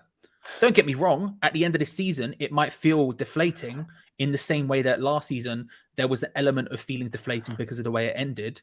But realistically, we all look back at last season and go, "Oh, rah, what a season that was." You look at it realistically, you say that's progression, isn't it? Yeah, but if you're going to get the best players at your club, you need to have Europe, don't you? Let's be honest. I agree, but are we good enough to get Europe 2 seasons in a row? I don't think we are. Well, that's progression if we do. Of course, anything more than that's progression, right? And that's also the responsibility of the people buying the players as well. Yeah, we do need to bolster our squad to be able to challenge for it again next season. Yeah, I mean it's all very well if we win the Europa this year, that'd be wonderful and great. Will we be able to challenge for the Champions League next season? Who knows? And that's exactly what Charlie said, Budgie. It's like we could go off and get in the final of Europa, but then if we're in a relegation dogfight next season, what's the progression in that? So the problem is, I'll be stunned. I think this is me personally. I think we've got more chance of getting top 4 or getting to the final of the Carabao Cup than we have of winning the Europa League, and that is no joke. I don't. I think we're going to win both. I think we're going to win both, man, and I think we're going to I think we're going to put pressure on the boys in the top 4. But I think we're going to win both. I can see us winning the Carabao Cup, and I can see us winning the Europa League. And if we do, magic. But then if we do that, and then next season, it's a totally different story, and we're back where we started. Because the reason why 2 steps in front, 6 steps back, man. Yeah, the reason why I say that is tonight's proved it to me. Genk are an okay team, but there's going to be better teams than Genk in the last 16. Here's the difference. I agree, and this is something I said in the watch along, and this is moving the topic away from where we just were, I guess, but. Yeah. We might be happy about that, but I think the thing is like, I think when you look at it and you look at Genk today, and I said this in the watch along, people consistently put sides like Genk down. For example, the amount of times I saw the phrase "pub team" or "farmers team" or "farmers league" in the chat Sunday league things, is constant. And look, I get it; they're not in the Premier League. We want to look down on them like that. And ultimately it's just banter. I understand that. Genk. Here's the difference between us and Genk. Genk. Every single year are in Europe. They deserve to be there because they do it year in, year out. We don't do that. And so when we look at Genk, and yes, our team is better than Genk's. Yes, we should have what it takes to beat Genk. We've already beaten them once. We should beat them again. But ultimately, we can't look down and go, well, it's only Genk, because realistically, Genk are in it time and time again. And this was one of the things that frustrated me. And this is going back a bit, but when, for example, when we lost to Astra Zizou, and everyone goes, Astra, how'd you lose to Astra Zizou? It's like, we sort of stumbled our way into this competition. They earned it. They're going to come and fight tooth and nail for it. It's going to happen sometimes. The consistency there is getting European football consistently. And that's the difference between us and Genk. So we can look at it. they earn their way into that competition every year. There's Yeah. a reason. Do you think we're going to win the Europa League, Charlie? No. Yeah, I agree. I do. Look, I think don't get me wrong. I'm not saying there's a 0% chance, but I'm also not saying there's a significant chance. Like if we get the right draw and we move through, and on our day, I do believe we can beat anyone. I really do. And City showed that. I believe on our day we can beat any team, and that goes for teams in the Europa League. Once the Champions League teams drop into it, that becomes a different story depending on who drops into it. But I look at it realistically, just in the same way I look at everything else. It's maybe too much of a realist, Declan Rice, etc., and say, nah. Yeah, I agree. I don't think I think we've got more chance of doing some damage in the Carabao Cup and in the top 4 than we have to in the Europa League. I said that on American Hammers. Well, why? Why, Fever? Why? I'll tell you the reason why. What's your reasoning? What's your reasoning? Because people will say about, in the Carabao Cup, you've got Liverpool, you've got Chelsea and all that. Yeah, granted, you've got them, right? But we can beat them on our day, right? The difference is with us, and the difference is with the Europa League, is we've gone to Genk tonight, and I knew Genk would be a tough game. I just knew it, right? Because West Ham, it's never easy with us, right? And when you go in the last 16, you're up against proven quality European teams who know what they're doing, right? That team tonight, Genk, if that was a top team, let's say if that was a Bayer Leverkusen or someone like that, or a Napoli, they would have been 3 or 4-0 up at halftime. No, I know, but if it was a Bayern Leverkusen or Napoli, like you're saying, we would have set up totally different. He would have had his first team on. He didn't have his first team on.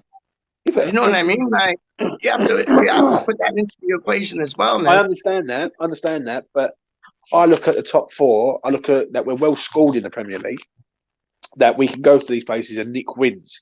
Right? Let's be honest. Everton we nicked to win. Spurs we nicked to win. Villa we scored. We was poor. They scored, and then we scored again. The red card helped us, and then we got the job done. Right. So we know how to win in the Prem.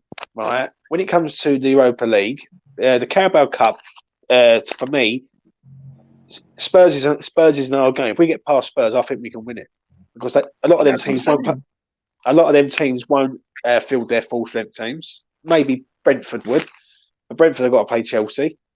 Liverpool have got. I'm not too sure. Liverpool have got. Arsenal are in it, and they've got a semi. Like Arsenal are not to be feared. So you've got to sort of know your lane, sort of thing. And let's be honest, if we win the Europa League with one striker, I'll be stunned. I'll be literally stunned, because I just don't think it can be done. Injuries, suspensions, things like that will happen over the course of the season. And West Ham, let's be honest, as fans, we've been incredibly lucky not to catch an injury or two. And no, I think that comes down to the physio, to tell you the truth, man. Honestly, I think that comes down to the backroom staff and the physio. They got them on the right diets. They're training properly. Yeah. I think that was a fault in our past. I really, really do. Yeah. So I don't think it's lucky. I don't think it's lucky at all. At all, I don't think it's lucky. Football is all about marginal gains, and sports in general is all about marginal gains. You increase the training ground. Everyone's performances will be 1% better over the course of a season. That adds up. You consistently get a second choice striker. All of a sudden, the games where Antonio's not fit and firing, you don't have to deal with that, and that's more than a marginal gain. But everything is that kind of thing. It's all a game of marginal gains, and it's just about getting there. And I think we are slowly, but I think we're punching above our weight right now, is what I will say, very considerably, and that's fine and enjoyable. And I'm absolutely loving every second of it. Why do you think that though? Why do you think that? Why do you think that we're punching above our weight? In what's causing it, or what makes me believe that? No, why do you think we're punching above our weight? Sitting in the position we're sitting in, getting the wins that we're getting, nobody getting injured. Like, why do you think we're punching above our weight? Don't you think there's a mathematical equation of the physios, the diets, the this and that. And I agree with you 100%. With the new training ground, would come another level step. And how we were talking, we don't have a jigsaw, but we kind of started a jigsaw with the Robert Newman guy. Why is it that everybody thinks we're lucky? Everybody thinks we're punching above our weight. David Moyes is building something here, and he's going about it the right way. So I just want to know your view on why you think we're punching above our weight, because I hear it all the time. I think it's a couple of things. I think the coaching staff and the manager have done an incredible job at drilling what the team need to do into them, and Yep. today's been a rare example of where people have looked lost. Most of the time this season, regardless of who's on the pitch, it's been a case of saying these are the group of players that are playing, regardless of who they are. It has worked. Now today, it's oranges and apples. Today was different. Today you had a situation where we did change players around, and there was a lot of loss there. But I think it's a huge compliment to the coaching staff to say today is the only day it's happened. Even when we faced Leeds and Brentford, they still looked like they knew what they were doing. It's just a case of the tactics of the opponents struggled a little bit. They made us under pressure, and then we crumbled or whatever. But I think that's a massive thing. I think that's the first thing.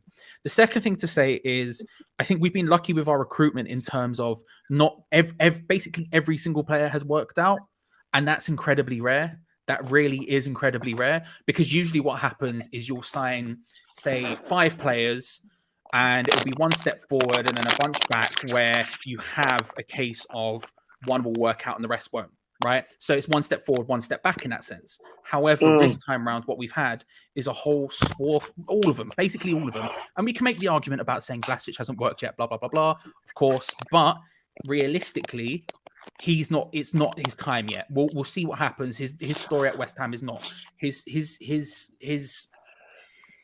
story at West Ham is not told. Do you know what I mean? And so I think it's just a bunch of these little things that have come together, which make it look. You look at the club at the whole, and you go.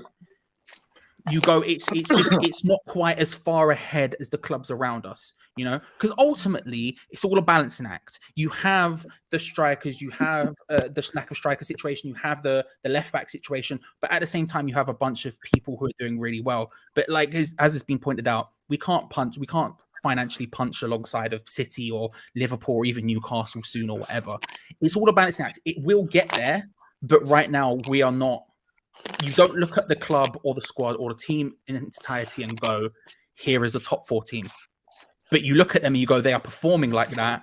But in order to get there, we need more of that. You know what I mean? Does that make sense? I think it's all just... No, that makes sense, Doc. No, you're right. It is a balancing act.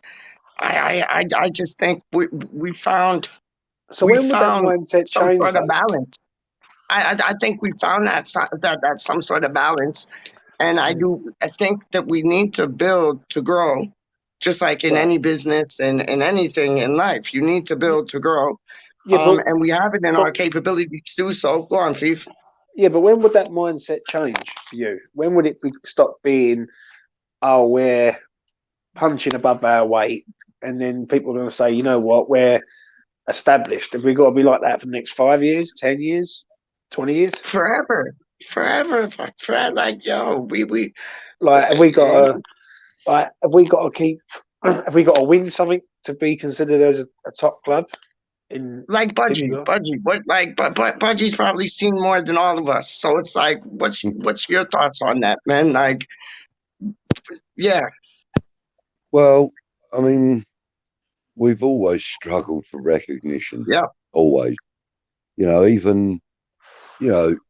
Even sadly when England won the World Cup in '66, a lot of attention was put onto West Ham because of obviously the 3 guys that were in the final. Yeah. But that soon dropped. I mean, it didn't last very long. As soon as the new season started, more or less, from what I can recall. I mean, I wasn't really that conscious of it. I was only 4 at that time. But, from what my parents and older brothers have told me and that. That, you know, like Bobby Moore, sort of, even though he was always revered as a great, outstanding defensive player, he was kind of like the forgotten man as far as the football community were concerned, you know, like the FA and that. I mean, he's the England manager that never was, you know. He really didn't get any support when he went into management and stuff. So, you know, I mean, and I think a lot of that has got to do with, you know, I mean, I know this sounds kind of petty in some ways, but, you know, West Ham have always been the whipping boys, you know. And you know, it sickens me over the amount of time I've seen it, you know, and now, you know, like whenever I'm watching a game on TV or the highlights or whatever, and you hear a commentator say something about how exceptional the play was or how well West Ham have done this season, and you know, they've surpassed anybody's expectations of them, you know, when you hear stuff like that, I'll be back. You look, 1 minute. I'm coming back. It kind of brings a smile to your face, you know, that you know, these pundits are now actually recognising the work that's going into the performance that are coming out. Yeah, you know what I mean? Agreed. You know, and you know, like my brother, he always used to say to me, you know, like, oh yeah, I wouldn't worry, West Ham would be on Match of the Day last, and you won't hear much about it. So, you know, there's no point you waiting up to watch it, you know, when I was a kid. You know, and I remember that from when I was like 10, 11 years old. You know, so we're talking about early 70s, mid 70s. And even back then, we were like the last on Match of the Day and things like that. You know, I'm just glad, as I said, that, you know, that seems to be turning tables now. You know, it seems to be that we are starting to get a little bit of recognition and stuff. I mean, far be it from me to say, but I think BBC really have it in for us. Oh, 100%. You know, I don't recall any one of their presenters or pundits ever being from West Ham or having played for West Ham, or I don't remember any of them. They might have the odd guest on if it's like, you know, the 2006 Cup final, you know, whereas, you know, Sky and BT, no matter who's playing, they'll have a player or an ex-player of that team in the studio to help with the punditry. You know, you quite often find, you know, like Colton Cole was on the panel today. You know, him and Joe Cole, wasn't it? Joe Cole, yeah. So, you know, I mean, that was a refreshing thing for me, because I've grown up with bloody BBC, you know. And you know, you always get to hear about how bad our opposition are, never about how good we are, you know, and that is beginning to change. I agree. Anyway, we're getting there. We're getting there. Yeah, we are. Yeah, We're slowly definitely but getting surely. there. And again, I've said I want to stress this as well, because I've said a lot of negative, not negative. I think I've been relatively positive, but I do say things in a real. Peach knows. Peach has been watching my videos for a long time, for example, and stuff. I'm a realist. I always have been. So like when I say stuff like we're going to sell Declan Rice, people take that as a negative, whereas I'm just being realistic about it. I am enjoying. I am loving this season. Every second of it, even today in a game where we struggled and it ended up not going our way entirely, I still genuinely loved it, because we knew we could do it. So when I say like, oh, if we finish top 10, then that's progress, that sounds quite negative. That sounds like me saying like, oh, we're not going to win anything, blah blah blah. But actually, I'm just being realistic. I'm loving every second of this season. I really am, and like it's. Like 2 weeks ago or whatever, in one of the watch alongs, I said that I'm enjoying this season more than I enjoyed last season. And people are like, really? I'm like, yeah, man. Because we're going for it. We're gunning for it. We're not just... And like, there would be times against, like, say, City previously where we wouldn't take it to them. We would just sit and take it. And that is under Moyes last season as well. We would go against some of these big teams and cower and hide. This season, we're not doing it. It might not go our way every time, like the Manchester United game. It didn't go our way, but we're trying, and I'm genuinely loving this season. And it's the most I've ever. And again, I'm the youngest West Ham fan out of us here, but it's the most I've ever enjoyed a season being a West Ham fan by a significant distance. I genuinely am loving it, and long may it last. Long may it last.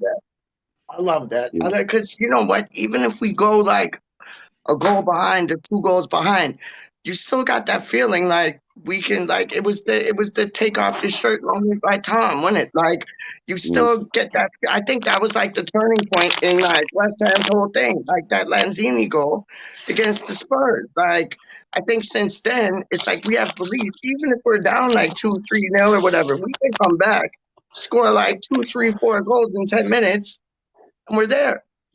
You know what I mean? We didn't have that before, Charlie, did we? Because our heads would go down. After we went 1-0 down, 2-0 down, our heads would drop like apples from trees. 100%. Also, very quickly, What's up?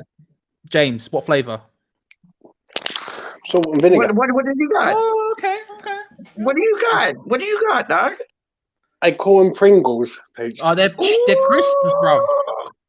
The crisps, Pringles, big plays. Love that. Yeah. Talk to Gonzo about them things. I can't stand the sour cream ones. I must admit. Just, no, they smell, dog. They smell. But they taste so good. They taste so good. The sour cream ones are my favorite, but if someone hands me a pot of salt and vinegar Pringles, they are not lasting 5 minutes. I will demolish the entire thing in one go. Oh, 100. With no advertising. Turkish delight. Sponsor us.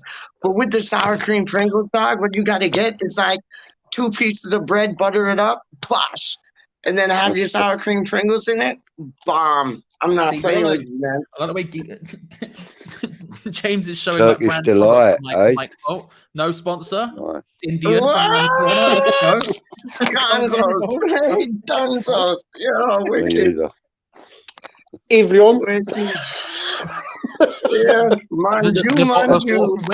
The bottle of water from Wimbledon. You have to love it. The official sponsor. I love it. Yeah. Right, so tell us the truth, listen, guys, I'm gonna have to dash, mate, because I've got things to do in the morning. So, but it's been lovely chatting with you all, lads, and I'll see you all soon. Yeah, Peach, lovely to see you up and about, mate. And thank you, mate. And I'll see you soon, James. See you soon, Charlie. Take care, guys. Ta-ra, mate. Okay, so you got the what flavor Pringles you got? You got the corn, salt and vinegar, mate. Oh, it's all. But I like the Walker salt and vinegar better though. Honestly, Walker salt and vinegar. Like Charlie and Monster. Oh, Monster Munch. Pickled onion Monster Munch. Pickled onion Monster Munch. Yes, sir. What about the Space Invaders? Remember them? Space Invaders is decent. If you're on the way to school, 20p or whatever in the shop, cheeky little Space Invader. What was that? What's it called? Bubblegum. Oh, pop. Remember the pop, the fizzy pop? The blue one. Blue, yeah, bubblegum flavour. What do these call it? Oh, fuck me. Panda Pops. That's yes. Now we're rolling back the years, Charlie. Now we're going. I'm going to go corner shop up there, try and get some. Last time I was in that corner shop up there was like December last year, and I walked in and I got ice poles, and the guy was looking at me like, why? It's like 11 o'clock at night and you're buying ice poles in December. I'm like, yeah. I used to get, bubble gums? Was it Hubba Bubba? And Hubba Bubba was dope. The ones where it was in like, I can't remember what they were called, but the ones where they were in like a see-through cone and there was a bubble gum at the bottom of it and it was ice cream in the rest of it. Screwball. Oh, yes. There used to be bubble gums that were shaped like golf balls. Yeah, I can't remember the fucking name of it. I know what you're talking about, though. I can't remember the name either, but I know exactly what you're talking about. What about the thing, the necklace, when you used to ping it in school and it was something? I remember them. Yeah. Yo, Yeah. Charlie, do you mess around with the prawn cocktails or no? I love the prawn cocktail Oh, I love monster a munch, prawn cocktail man. crisp. Prawn cocktail crisps are beautiful. They are so good. Whoa. They are so good. My girlfriend's really into the Quavers prawn cocktail at the moment, which are All all right. right. They're decent. Don't get me wrong, but you give me some Yeah. Walker's prawn cocktail, and I'm having a good time, a good day. You know Yeah. what I mean? What about No, I Doritos, mean- Charlie? Oh yeah. Right, listen. You give me original, you give me cool, or you give me chili heat wave, and I am backing it. I am back. Yeah. In fact, give me a sec. Yo, this man has it on.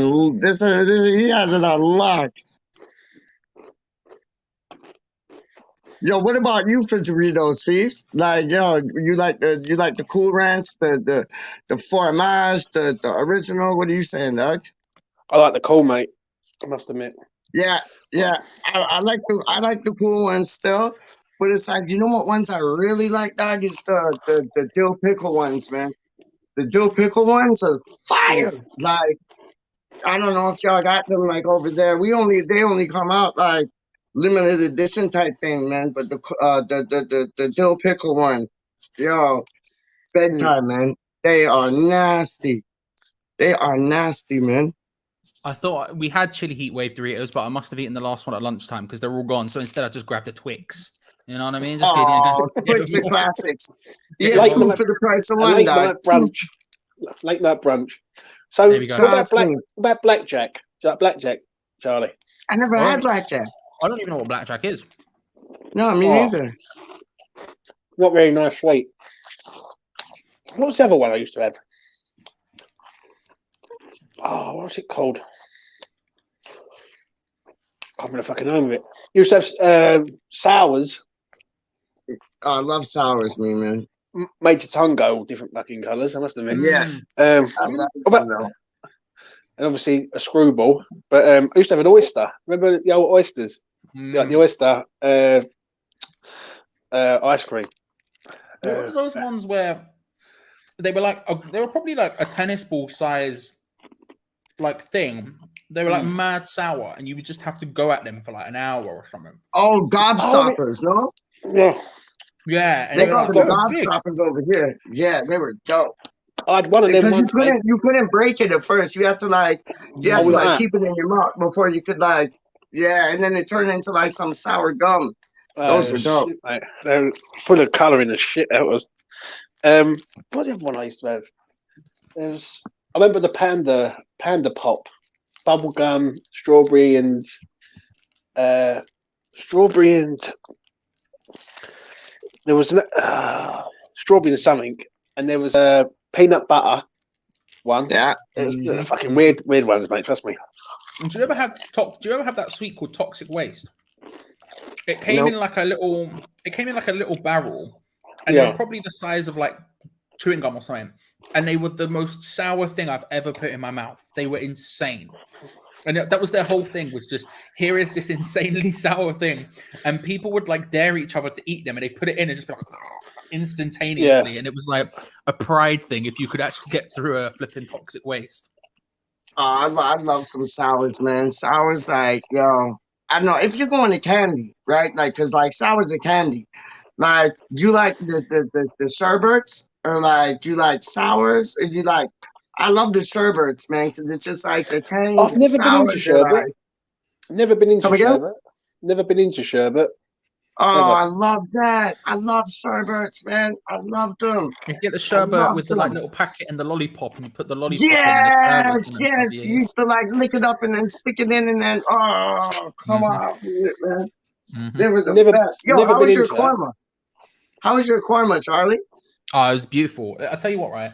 There's this Indian around the corner, and I shouldn't order from them on Just Eat, because when I say around the corner, I mean it's bloody there, right? Yeah. And by there, I mean literally, like when they deliver it, the guy just walks round to my house. It's like a stone's throw from where you stay at. They do the bangest kormas going. Their korma is so good. You get that, get a Peshwari naan, get some onion bhajis and a papadum, and you're having a good day. You're having a very good day. If you go onto a creamy curry like that, right? Is it like you muck about with like butter chicken? You muck about with like? I've never had a butter chicken. I want to. Butter chicken.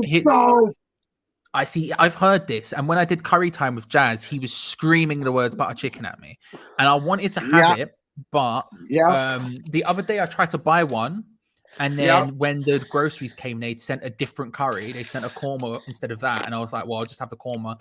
And then whenever I go to this place, their korma's so good that I don't want to deviate. I get too excited. I get too excited, but I do need to get on this. I do need to get on this. This butter chicken wave, because people keep saying, and like I said, when me and Jazz did the curry show on American Hammers that one time, curry hour, he screamed the word butter chicken, like he swore it was the greatest thing that's ever existed on the planet Earth. So it's like you know what it's like? It's like a chicken tikka masala, basically, man. Honestly, it's like a creamy chicken tikka masala. That's it. It's so dope. What was the sweet years ago that you used to put in the chocolate and take the chocolate out, and it was like not like a biscuit, but it was like like a breadstick thing. Yeah, but remember? I don't know. This isn't the one that used to be there, but I know now you can get like there's a Nutella branded one called Nutella and Go, where you get these like little biscuit breadstick things, and you dip it in the Nutella and you eat it. That's not the one that used to be there as a kid. But I'll tell you what, now whenever I see him, I do have to get involved. Yeah, that was good. I must admit, many a time. I must admit. Yeah, no, I love them things. Are you big into like the fingers, like the fingers from Cadbury's, or is that just like nah? I like a finger. I like a chocolate finger. I love a finger. I love a finger, mate. You like a chocolate finger, do you, Charlie? I love it, bro. Listen, all day, all night, anytime. Twice on Sundays, mate. It's beautiful. The fingers are dope, man. The fingers are dope. The buttons, I love my favorite is Curly Whirly, though. Curly Whirly's my joy. I must admit, I will say this before your question, James. I will say this: my girlfriend's nan, basically only my girlfriend used to love Curly Whirlies back in the day. Like when she was a kid, it was like her favorite thing. But in her nan's mind, her nan hasn't got past her as a child. So every Christmas and birthday, she sends her like 50 Curly Whirlies. and so her birthday just passed a month ago, whenever it was, and she sent her like 50 Curly Whirlies. And then she did it last Christmas as well, when we moved in here just before Christmas. And like she no longer really she'll eat a Curly Whirly, don't get me wrong, but she's not obsessed with them. But I fucking love a Curly Whirly. And so we had like plant pots on the kitchen table just full of Curly Whirlies. And so every time I was going to the kitchen, I was like, I'll grab that Curly Whirly. And there's a picture of me on Twitter that I posted like around about last Christmas of just me holding so many Curly Whirlies. It was the best. I fucking love it. Nice. I must admit. What is it? Was it fudge? Fudge, Whisper Gold, and Yorkie. Yeah. I like a good a Yorkie is good, you know. A Yorkie is good chocolate. A raisin, biscuit and raisin Yorkie. Oh yeah. I love them. Yeah, I mean, you know what? I never tried until like 2017 was a twirl. For some reason I'd avoided twirls. Don't know why. And then I bought a twirl and I realized it's just a flake that's got its act together. Do you know what I mean? It's just a flake with chocolate around the edge, and it's not a mess, and it's incredible. An incredible thing. Yeah. I tell you what I did used to have, Boosts. Remember Boost? Yeah. Do you know what? I never had a Boost, and I'll tell you why, right? I never bought them. And then when you get those big like chocolate selection boxes for Christmas, people in my family, just different members of my family, love Boosts. And so I'd always just be like, oh, here, you can have the Boost, because I'd never eaten a Boost, so I didn't know if I liked it. But that meant I could keep all the other ones that I really liked. Yeah. So I'd always just give the Boost away. But I feel like at this stage of my life, I need to try a Boost. Charlie. Yeah. Charlie, what is it that you don't like but you would eat? Well, I know that sounds a mad question, what I'm about to say.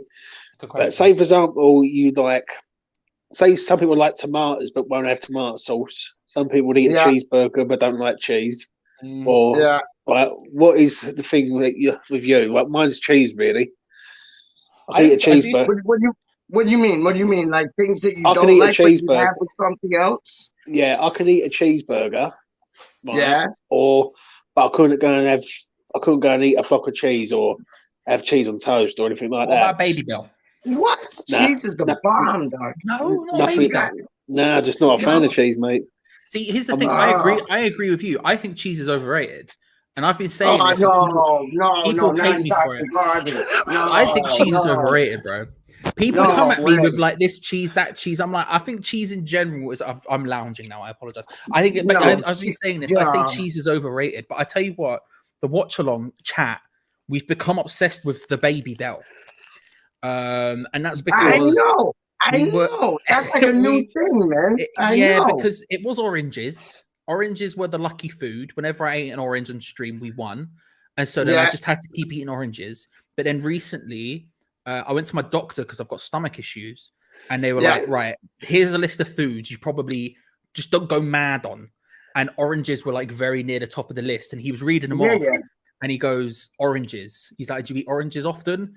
And I was like, well, on match days, I shove them whole into my mouth and eat them. He's like, yeah, you probably shouldn't be doing that. And I'm like, okay, right. So then on the other stream the other day, about 2 weeks ago, or whatever, I ate a Baby Bell and then we won. And then the chat declared it to be the lucky food. And so now I eat Baby Bells on every stream. Today I ate But two, you know they got different flavors of Baby Bell, dog. I know, you know they but got my girlfriend loves these ones. Like to be honest, I was lucky I had two of these because usually that's the original one. The red one, that's the original one. Then they got a light one, which is blue. Then they got like I don't know what flavor it is, Asiago or something, which is like orange. And then they got like a next one. Like you can get mad flavors of Baby Bell, dog. So maybe it's time to just change lanes, get onto another flavor of Baby Bell. Then we'll start winning again, man. So what is it that you eat though, Charlie, but you don't like? It's like, see, because the cheese thing is a good shout. For example, I will quite happily eat like a cheese sauce on a pasta thing. Yeah. But if you said to me if I had like a bolognese or something and you were like, do you want cheese to grate on that? I'd be like, nah. Yeah. And I don't know why. I've never understood why. Cauliflower is another good example. You give me cauliflower cheese. I don't like cauliflower and I don't like cheese, but I will eat both. Another one that we've obviously spoken about, Peach. I don't like pineapples in any context apart from on a pizza. I will happily have pineapple on a pizza, but if you give me pineapples in any other context, I will avoid the pineapple. That's What about tomatoes? Like you can eat a tomato. They're trash. I will avoid them at all costs. No. But pizza, yes, so but I don't like the texture. That's that was like my girl. She didn't like whatchamacallit, mushrooms because of like the texture, but yet she'd have like a pasta dish with mushrooms in it. You know what I mean? And me, it's like I'll have a tomato straight up. Love it, enjoy it. Salt and pepper on it, love it, enjoy it. Fried up in a fry up, love it, enjoy it. On a burger, not so much. Not so much. I can eat a cheeseburger, or I can eat a pizza to a point. But if someone said to me, like Charlie said, like a cheese sauce or a bit of cheese or something like that, it just does not. I'm like, nah, not for me.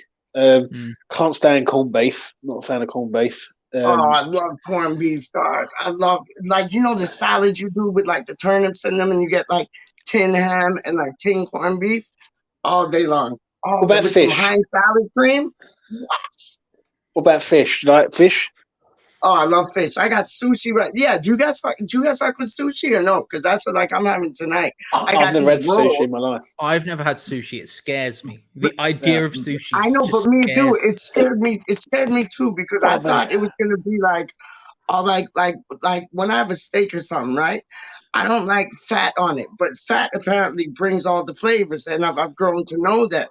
So it's like I thought the sushi was just gonna taste like flabby, fat, and it didn't. It was lean, and I was like, "Yo, I can muck around with this." And it's like the sushi I got tonight. It's like barbecued eel, with avocado, crab meat, wrapped in rice, and then wrapped in cucumber, dog. Boom. I've never been a fan of it. I just don't. Just doesn't appeal to me. Sushi, no, and it didn't mean either. Like I had to be kind of like, on one to like even give it a go. And I was on What one is and I your- gave it a go and I was what's like, your- I was impressed. I was what's impressed, man. What's your full English, Charlie? Just have a full English breakfast. What do you have? Oh, it's all the same. It's all the same. Come on. You're talking. You're wanting bacon. You're wanting sausages, Yep. eggs, Yep. baked beans, Yep. toast. Would you have scrambled egg? toasted- Oh, No, I love no, scrambled no. eggs. Egg sunny side up. Egg sunny side up. In a full, I wouldn't, but I do love scrambled eggs. Oh, me too. Scrambled eggs are eggs, yeah. beautiful. Me too. Scrambled eggs are beautiful, but I would. But in a full, if I'm having a full Keep English, going. you want a fried egg. You know what I mean? I know. Keep about- going. Keep going. What about a boiled egg? Do you like boiled egg? No. He hasn't finished his full English. Keep going. There's more I'll to have the a full boiled English egg. stuff. I'll have a boiled egg. I haven't had one in many years, but I would have a boiled egg. No, I would have shut up. In the full English side, you got to get on the sunny side egg, like egg sunny side up. You Yep. got to get the black pudding, 100%. You Black got to get pudding. the mushrooms. I wouldn't get the mushrooms. You 'cause have I don't to. like- You I have don't to. like the Sorry, texture. you have Don't to. like- You have to. You have to Nah. get the tomatoes, and then you have to get the fried slice. But there's only one way to do a fried slice, and that's when you cook your bacon, you put one piece of your bread down on all the bacon fat, and you just leave it there, and then you take it off. So it's not like a greasy piece of bread. It's like you got one side that's greasy, and then you got one side that's soft. So it's like the greasy hard. I don't think fresh, I've ever. I don't think I've ever both wanted and not wanted something as much as what you've just said. It tastes so. No, you don't even know. You ain't even been to that land yet. It tastes so dope because you got all the bacon fat, and then it gets hard like there, and then like when you get it off, it's like you got one like fresh, soft side of bread uncooked, and then you put it on like the soft side. Put your egg on top of it. Bing bang bosh is your winner, dog. How do you mean? About Bubble the Squeak. Oh, come off of it, man. Yes, that's like Monday. That's like Monday like lunch or Monday like that's like Monday lunch. I bet you're it's like Sunday leftovers, isn't I it? bet you're like a liver and onions type of guy, ain't you, Peach? Nope. Hate it. Hey, what about you? Do you like? I can't stand that shit. That shit is. Joe, what? Tastes like Hammerhead says a point there because my missus does the exact same thing. We go McDonald's, right? Pickles out of a burger. For me, I love pickles in a burger. She will take the pickles out, right? Yeah. 2 little pickles and give them to me because I like. You see? I just bun off the pickles whenever I have a pick. And the thing is, you can tell from a first bite if I've forgotten to take the pickles out, and it just depresses me. I'm strongly against the pickle. No pickles. No. What's the other one? What's the other thing that's like a pickle? No. What? Gherkins, no gherkins, no gherkins. Gherkins, Charlie. Gherkins. Gherkins are the way to go. And you know what? With the gherkins, dog? If you go to like a Burger King and Burger King have England have the best Burger King. Here, it just tastes like Spam in a can and 2 buns. Over where y'all are, Burger King is dope. Like, I used to go to Waterloo, where the Burger King is there, when they used to have, like, ashtrays out on the tables, dog. And it's like, their burgers are so dope. Well, that ashtrays out on the table, Peach. Yes, Frederick. Yes, Frederick. And they're like gold little things. They were gold little ashtray things, dog. And, like, however I came up with it, I found out how to get a fresh cooked burger from Burger King. All you do is you ask for a Whopper with cheese, and then just say, "Could you take the with no pickles?" And then they cook you a fresh one. And Burger King in England, bomb. Right. As we're coming up to 3 hours, this is the final one of the evening. Name me, Charlie, your top 5, starting with 5 down to 1, takeaway restaurants in England. Whoa. Do you know? Actually, I'll tell you what. I'll answer it. But I have one thing, Peach. After we'll answer this question, and after we'll make James spin the wheel. I'll bring the wheel, and then we'll make James spin the wheel. Okay. First, all right. Top 5. Okay. McDonald's. Are we talking? All right. Takeaway restaurants. McDonald's has to be in there. by default, just because it has to. It's McDonald's, and I think although I rate McDonald's probably less than other people, it's just a classic. You've got to have it in there. Yep. Right. I tell you what, Burger King underrated. Burger King's very underrated for me. You get me a double bacon cheeseburger XL meal deal, and I'm having a good day. A good day. Burger King underrated. I'll put that in there. Are we including Greg's? Because Greg's, if we're including Greg's, then it has to be. It just has to be. Greg's is unreal. Greg's is top tier. Oh, mate. Oh, James, you've stumped me. Hang on. I need to. Trying to think. Do you want me to go? Do you want me to go, Charlie? Do you want me to go? No. Let Charlie suffer. We can wait. Let him suffer. So he said McDonald's. Then you said what? Then you said Burger King, underrated. Burger King, Greg's. Then you said Greg. Yeah. You've got, it's not necessarily a chain or a name. You can't leave KFC, huh? See, here's the thing. I like KFC, but here's what: if you asked me, would I go to KFC or would I go to the dirty, definitely gonna die from eating it chicken shop next door? That's like £1. 100% the dirty chicken shop that's gonna kill me. Dixie chicken, PFC, like all of these like trash places, 100%, 100%. Red Rooster. 100%. And then what would be the fifth? I'm thinking now, right? I'm walking down the street. I'm seeing the shops as I pass. What am I going into? Good. Trying to think. Oh my god, the pressure. Do you want me to name a couple of restaurants to you, Charlie? Give me a second. Let me hang on. Let me get up the wheel because the wheel will have things on it as well. Oh, bro. There it is. He found it. Subway. I love Subway. I will very happy. In fact, with your bacon, with the peas and the ketchup. No. Yo, trust me. What did I have to do this today before the stream? Go on, my G. Go on. And Steve, what he gets like this chicken breast with bacon on top. He gets the sweet corn peas or whatever you call them, and then he gets ketchup on it. Boom. It's unreal. It's a combination I stumbled across by accident, and I've never straight. It's too good. Right. What's yours, James? Pie and mash has to be number 5 for me. Okay. Respect. Pie and mash has to be number 5. Number 4 will have to be a KFC. I've got to admit, I like KFC. KFC's number 3 will be a McDonald's. Mm-hmm. Number 2 would be Chinese type takeout. I'm afraid. Chinese food is unreal. Does it for me. Unreal. And number 1, I do like a sort of Turkish kebab, like with all the salad and things like that. Good. Yeah, I heard they're good. I mean? Like I could eat a kebab. I can't stand like a PFG or what is it? Holmesy kebabs or something like that. But I could eat a proper Turkish, you know. You know what I mean? Man, you're going down green lanes and you want to get boss man who knows what he's doing. Best kebab. 100%. And I have to get a kebab like with like a proper Turkish kebab, like with all the salads and rice and things like that. I do think that's quite nice.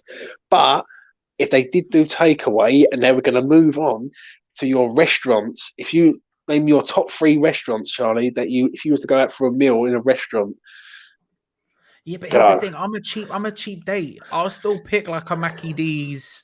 Like, let me do my takeaway, dog. Before you do yours, Peach. Before you do yours, can I ask you a question, Peach? When we do the wheel in a second, are you happy to beat Ray in this situation? Are you happy to be my Ray? You're happy to be the guy who's the judgment? Yes. Okay, good. All right, carry on. Yes. You first, Peach. So not in any order. not in any order, but you got your McDonald's, yes. You got your Burger King, yes. You got your Nando's, yes. You got your Pizza Hut, yes. You got the Manzi's on Tower Bridge, Pie Mash, yes. Done. Love that. Love that. Right? Now, Right? That's how quick it is, dog. That's how quick it is. And the Now- personal pan pizza is with not extra sauce. You just say how do you say it? You just say a personal pan pizza with it's not extra sauce. It's personal pan pizza with a bit more sauce or whatever, just so they know so they don't charge you for the extra sauce. And then you get the pepperoni, the pineapple. Done. I'm good. I'm having a blast. Love that. Love that. Now, here's how we break it down. Heavy on the James. sauce. That's it. Heavy on the sauce. That's what you say. And they don't charge you for the extra sauce. You just say heavy on the sauce. And they're good. Okay, James, go on, allow Charlie. me to introduce you to the wheel. Now, if you don't know what the wheel is, I remember the wheel. On my show, Patreon, 2 Spanners, 1 Hammer, we spin the wheel at the end. The guest has to say what they would order from the restaurant it lands on. Now, because Ray's not here, Ray's usually the guy who does the judgment. Peach, you can be the Ray. You can be the judgmental guy. No, but me and you have to I'll be the R to the A and you be the A to the Y. So okay, we're both kind of like, you know what I mean? It's like, we'll put the man under scrutiny still. So I'll say this to the people if you want to get involved, patreon.com/hammerchat. It's the one time I'll pimp it out is for this show. However, Peach, can you please bring up the wheel? It's on the bottom of your screen now. It should be like an extra guest if you bring that up. Hold on, James, my son. while he does that, I'll read you out the current options. Okay, and this is for the people at home. People at home, if you're in the chat, we need you to say what you would get from the place. Yes, as well. please. The options. You want me to bring it up now? You want me to bring it up now? Bring it up now. Bring it up now. Here is the wheel. Okay, the options are McDonald's, KFC, Burger King, Nando's, Greg's, Subway, Domino's, Pizza Hut, Kebab, Fish and Chips, Five Guys, Toasties, Indian, Chinese, whatever it lands on. James, you have to say your order and we'll judge you on it. Are you ready to spin the wheel? I'm ready, mate. Let's spin the wheel. Let's have it. Let's spin the wheel. In fact, before we do that, let's just stop the wheel a second. Let's do it again because we need the song. Yeah, go on. The song is an important part of the wheel. Hang on, it would have been kebab, but we're cutting that one loose. It's not kebab. Okay, right, we need the song. Are you ready? Go. Let's have it. Yep. There we go. The wheel. Yes, we got it moving now. Oh.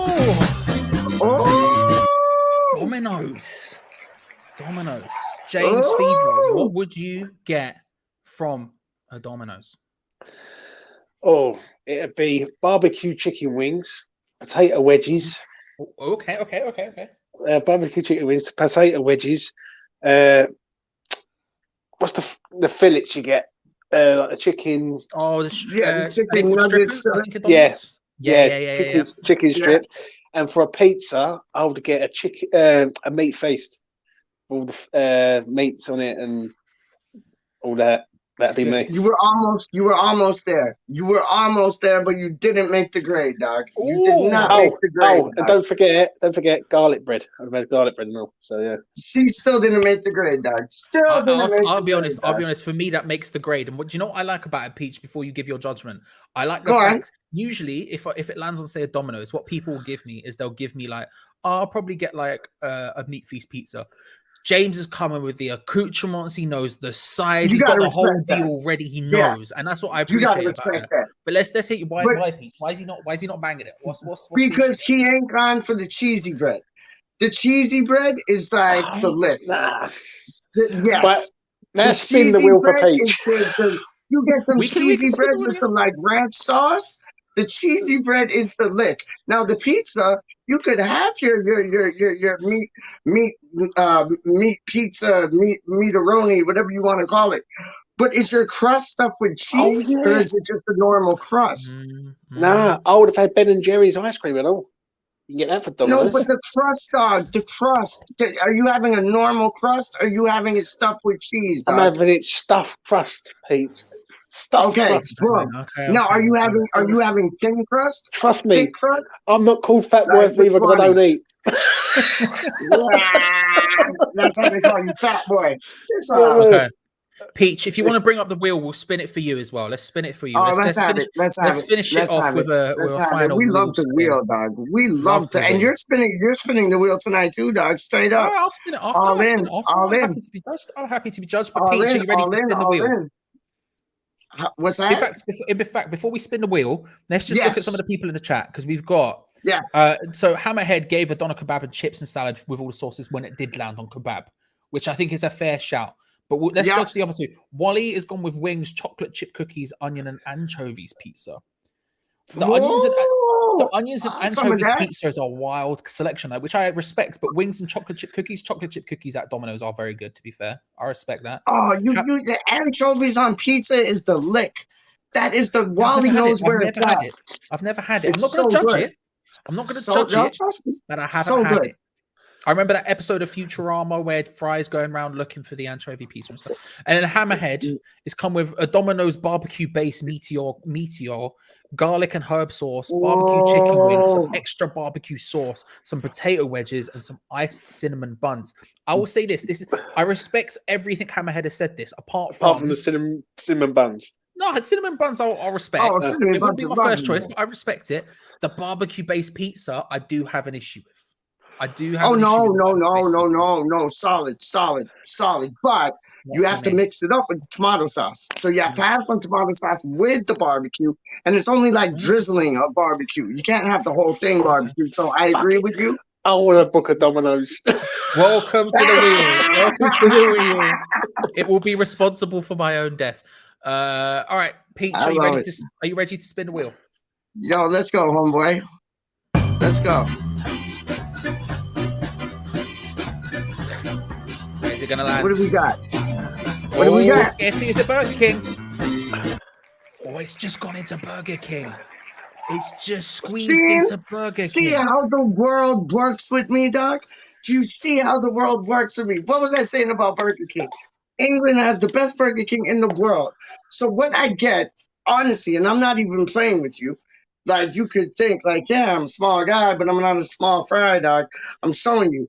I'm getting 2 Whoppers with cheese with I'm gonna say pickles off, so I get a fresh one, and then I'm gonna say onions off on the next one for a fresh one.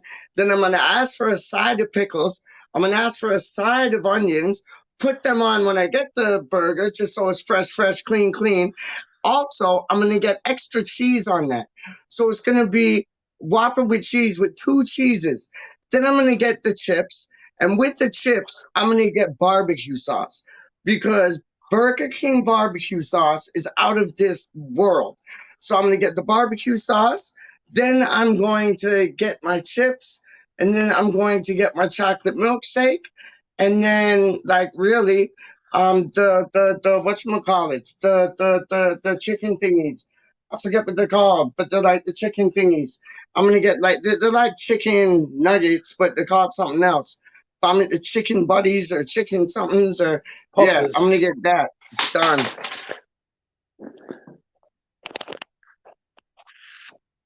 Silence in the room because I just killed the blood clot thing, dog. How you mean? Charlie's on mute.